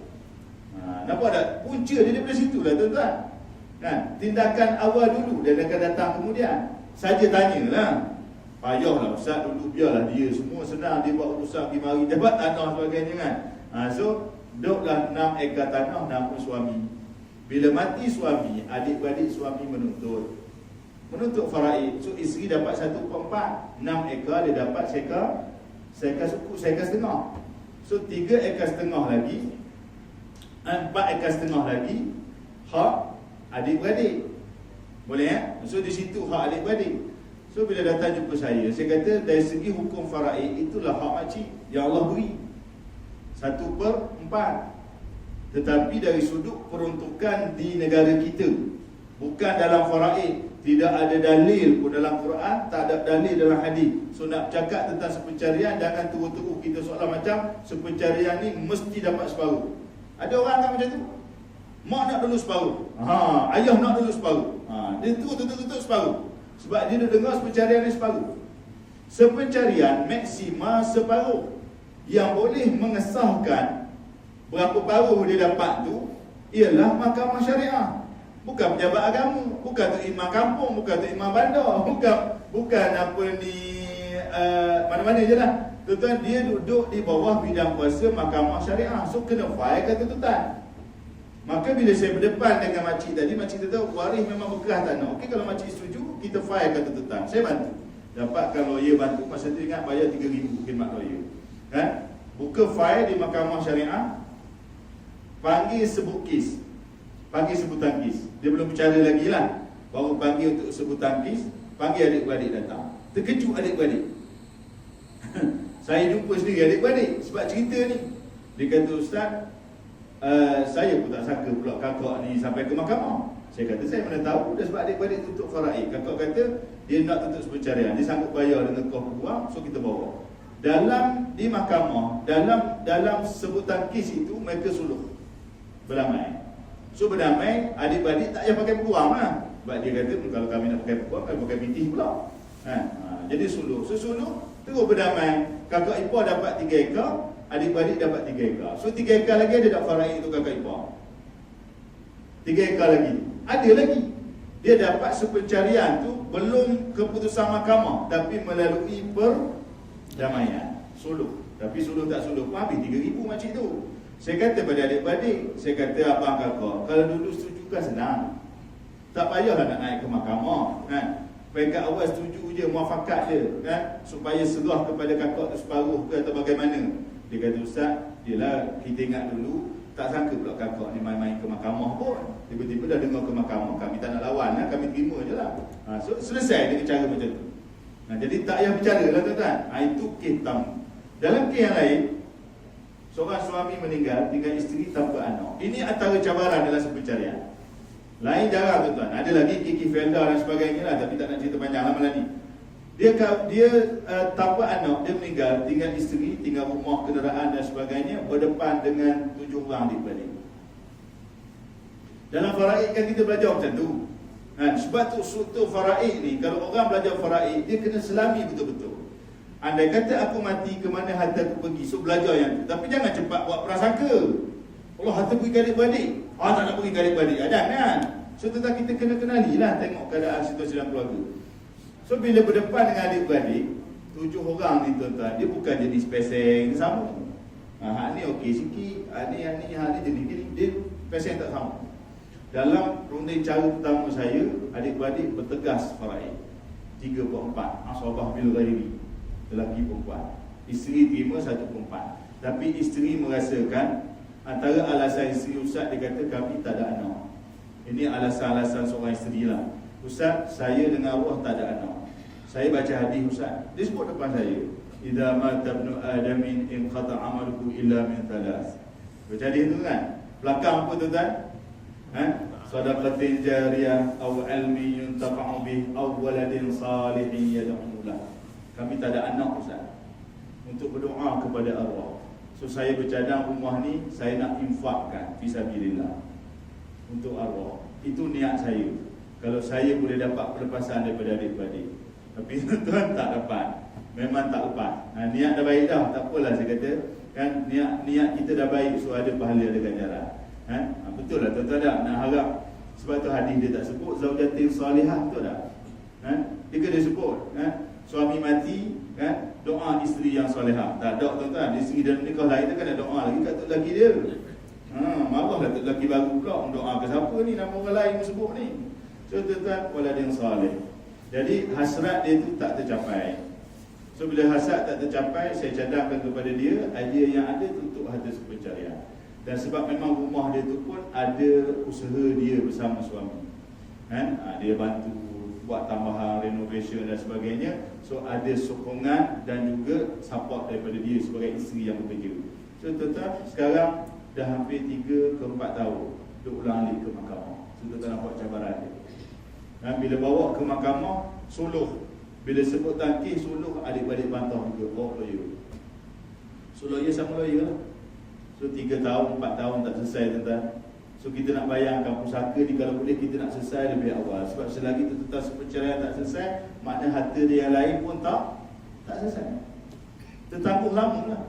Harta sepencarian tak selesai, tuntutan tak selesai. So harta-harta lain tak boleh nak difaraidkan. So tuan-tuan, di situ cabaran. Dan kalau harta tu pula hilang, ada pula orang ambil sikit-sikit, so macam mana? Rumah terbiar 3-4 tahun tuan-tuan, bayangkanlah. Dia punya cabaran di situ. Tu tak selesai lagi sampai hari ni. Itu antara kes yang saya lalui lah. So tuan-tuan, gambarannya bila sebut sepencarian, walaupun ada peruntukan, cerita yang sama macam wasiat dengan hibah, tapi dia tetap ada cabaran. Sebab tu pengalaman saya dalam isu sepencarian ini, selalunya dengan anak-anak jarang ada masalah. Bila kita berjumpa, walaupun anak-anak ni tak faham, terterang balik, anak-anak kata tak apalah, sementara mak masih hidup, bagi ke mak dulu. Paling-paling tidak macam tu. So isteri dia tak timbul isu untuk sepencarian. Tapi pengalaman yang lain bila melibatkan anak tiri. Saya banyak terlibat dengan Felda. Tuan-tuan, di Felda ni dia bukan tak berlaku tempat lain. Sebab Felda ni dia masyarakat yang komuniti yang berkelompok. So cerita dia tu nampak sangat jelas. So bagaimana duda ada anak, kahwin dengan janda ada anak, masuk Felda, dapat anak. So tu tak bayang cabaran dia. Lepas tu mati isteri, kahwin lain. Lepas tu mati isteri, kahwin lain, sampai 2-3 kali perkahwinan, meninggalkan anak-anak. So bagaimana bila berlaku kematian. Dalam satu kes tuan-tuan, Felda ni memang dia ada satu macam soalan, macam satu peruntukan yang agak khusus tentang harta sepencarian. Sebab syarat nak masuk Felda mesti kahwin. Syarat nak jadi peneroka mesti kahwin. Tak kahwin tak ada jadi peneroka.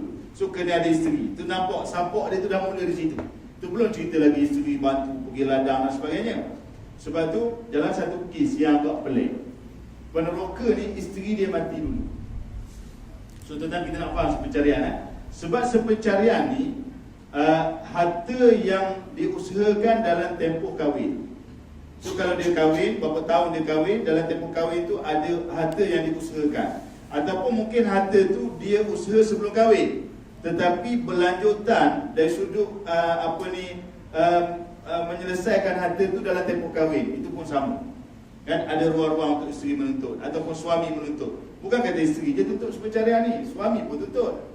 Cumanya jaranglah kes-kes yang melibatkan suami tuntut sepencarian. Ada, pagi tadi kuliah saya di Lumun, sangkut isunya suami menuntut harta sepencarian isteri sebab isteri mati tak ada anak. Suami dapat separuh dah tu. Isteri mati tak ada anak, suami dapat separuh dah, tapi tak nak lagi, nak tuntut sepencarian pula untuk dapat separuh lagi. Jadi kalau dia dapat separuh lagi dia dapat faraid dia. Jadi dia dapatlah 3 suku. Tinggal 1 suku saja yang pergi kepada faraid. Tak apalah, ada peruntukan dia tuntut. So sekarang ni duduk di mahkamah. Jadi tuan-tuan, suami tuntut, isteri boleh tuntut. Tapi harta yang diusaha dalam tempoh kahwin. Sebab tu dalam satu lagi situasi yang boleh menuntut harta sepencarian ialah pasangan. So kalau suami mati, isteri menuntut harta suami atas nama sepencarian. Kan kalau dia tak orang kata apa, dia tak puas hati dengan faraid dia tu contoh. Ataupun kalau isteri mati, suami tuntut. Ada satu kes berlaku di Terengganu kita ni. Isteri mati dulu dan isteri yang mati ni dia ada anak-anak, suami ni dia ada anak daripada 2 isteri. So isteri pertama mati dulu, kemudian ada isteri kedua, poligami daripada 2 isteri ni ada anak. Kemudian isteri mati dulu. Bila isteri mati, anak-anak tak buat apa-apa, sehinggalah suami mati. Bila suami mati, anak ni mula tuntut. Sebab masa ayah dia tuntut, dia tak berani. Dia tak berani nak tuntut. Bila ayah mati, so dia akan jadi faraid kan, pusaka. Tapi anak daripada isteri utama ni filekan ke mahkamah syariah menuntut harta sepencarian. Nampak pelik tak? Tapi berlaku tuan-tuan.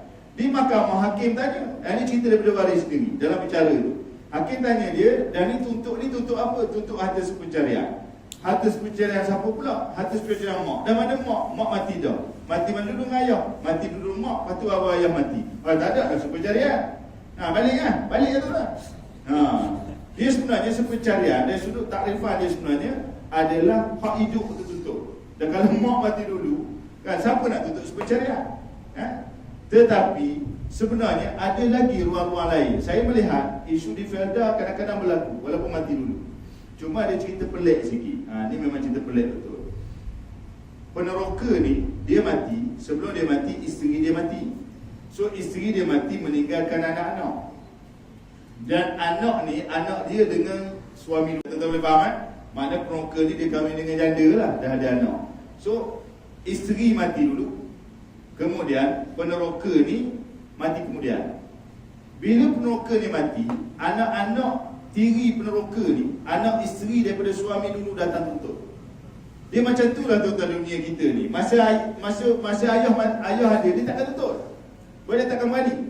Bila ayah tak ada, barulah anak ni datang. So dia bertembung antara anak isteri dari suami dulu dengan anak peneroka daripada mak dia. So adik-beradik semak lah tu. Baik, dia pergi tanya Tok Imam. Ni yang ceritanya. Tok Imam jawab, bagi 2 dulu. Tok Imam jawab, bagi 2. Pakarlah ayat Tok Imam tu. Dan ayat Tok Imam tu pula disokong pula oleh antara ustaz-ustaz yang ada.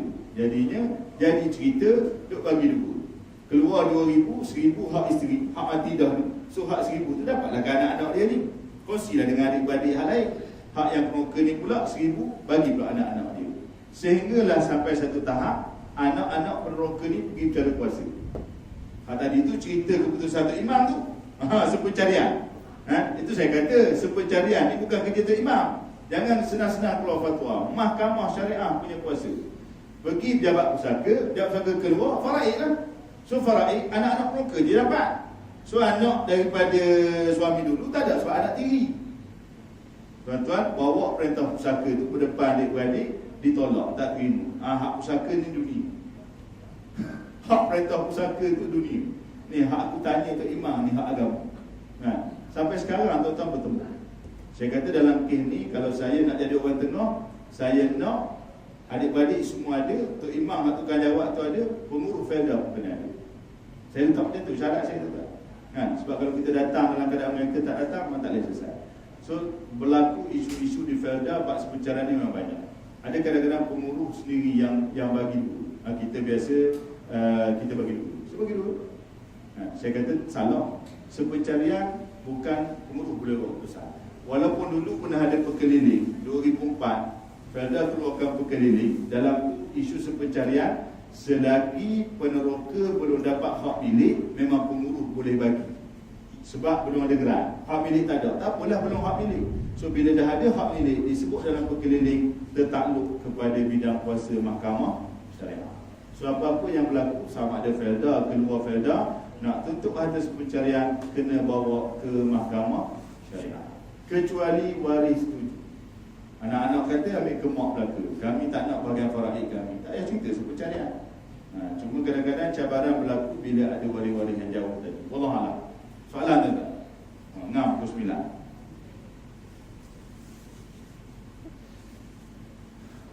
Dalam perancangan masa hidup pun ada orang yang boleh menyediakan dokumen dia panggil deklarasi harta sepencarian. Masa hidup boleh. Kita declare siap-siap harta kita, kan, isteri dapat 50% contohnya, kan, daripada harta kita tu, so kita declare dah, kan. Dia boleh juga berlaku macam tu. Tu tuan-tuan kena rujuk pada agensi atau syarikat-syarikat yang mempromosikan dokumen begitulah. Mereka lebih arif. Saya ni sekadar menyatakan kaedah yang asas dan sebagainya. Wallahualam. Terkait dengan harta sepencarian. Ya. Sepencarian yang ada. Itu ada. Ada hasil pencarian. Yang tadi saya bilang ini macam mana Islam. Okey. Pakai. Betul. Okey. Dari sudut dalil dia, kita bincang kan, daripada mana datang harta sepencarian ni. Okey, tuan macam ni. Memang tidak ada dalil. Dalam Quran pun tak ada dalil khusus tentang sepencarian. Apa ni dalam hadis tak sebut. Bahkan kalau kita buka kitab-kitab fiqh pun dia tak ada bincang pun tentang soalan sepencarian.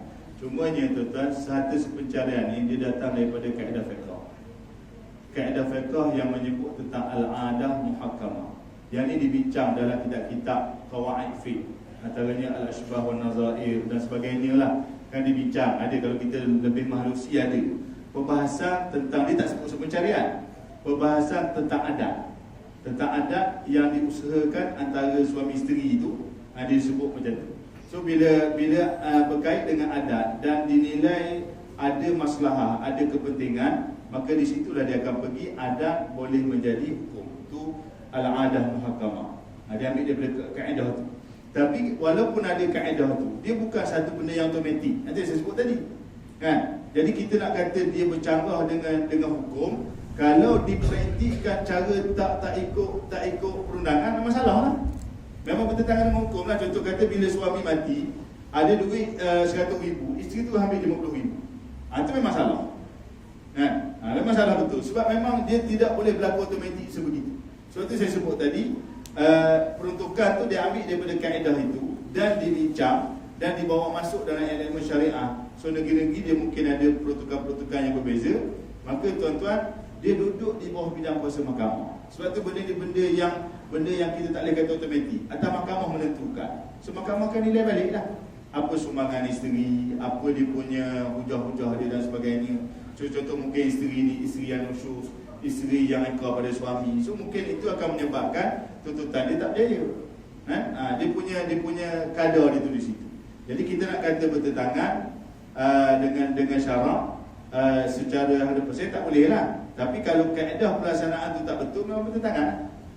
Tapi dia ada sumber dia. Sumber tu daripada kaedah fiqh tu, al-adah mahkamah macam tu. Tapi apa-apa pun di bawah bidang kuasa mahkamah syariah. So mahkamah akan tentukan layak dapat 1/2 ke 1/3 ke 1/6 ke, tak mahkamah berlaku. Saya pernah ada satu cerita seorang pakcik, dia telefon saya bab sepencarian.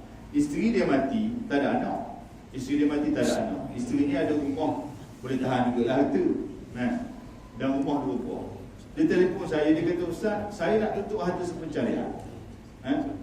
Saya tak nak lagi faraid ni. Saya nak sepencarian saya.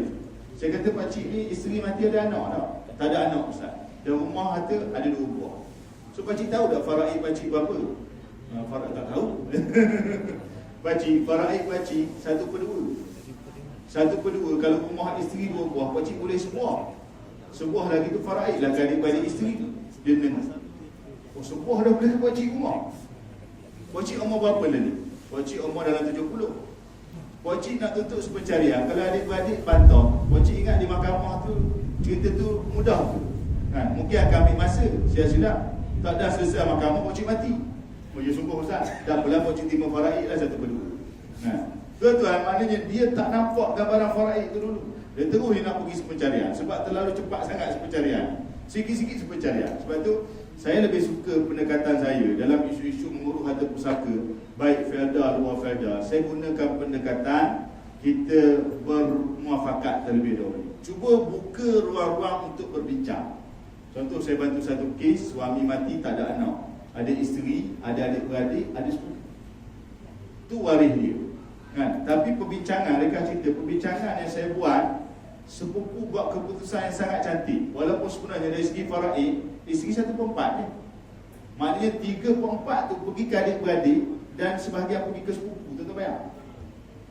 Sebab dia adik-beradik perempuan, dapat 2/3 bagi ke sepupu. Tak besar pembagian sepupu, tapi ada bahagian.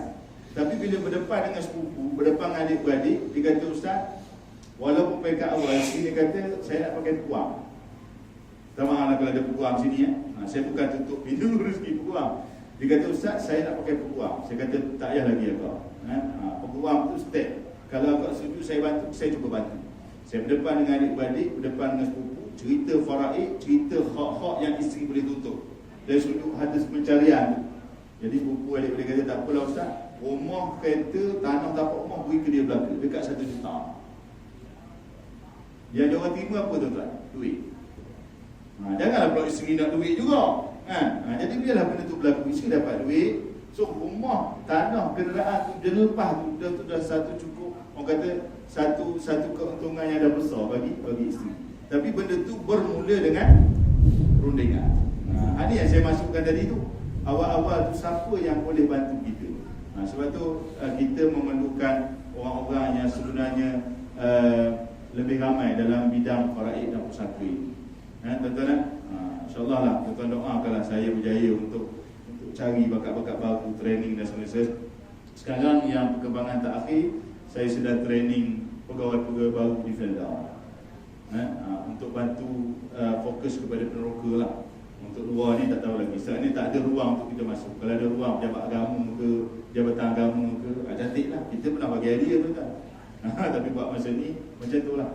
Okay. Saya rasa kadar tu lah untuk malam ni. Tak ada soalan tak?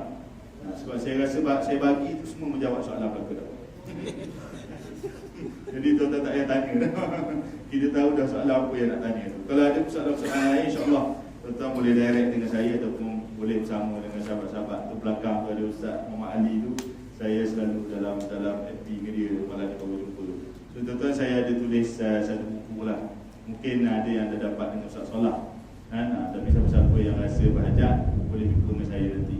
Buku simple dia. So dalam ni ada lengkap, nak kata lengkap sepenuhnya tidak lah, tapi basic-basic panduan asas tentang faraid dan pusaka tu ada insya-Allah. Tapi ilmu ni kalau baca di buku kadang-kadang dia bukan sempurna pun. Jadi pokoknya tidak boleh bagi panduan lah, insya-Allah. Wallahu a'lam. Bismillahirrahmanirrahim.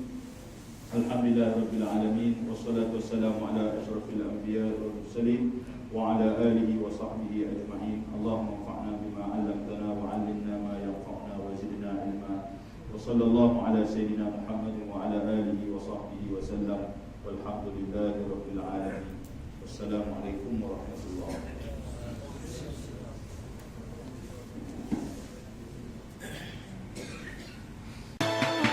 wabarakatuh.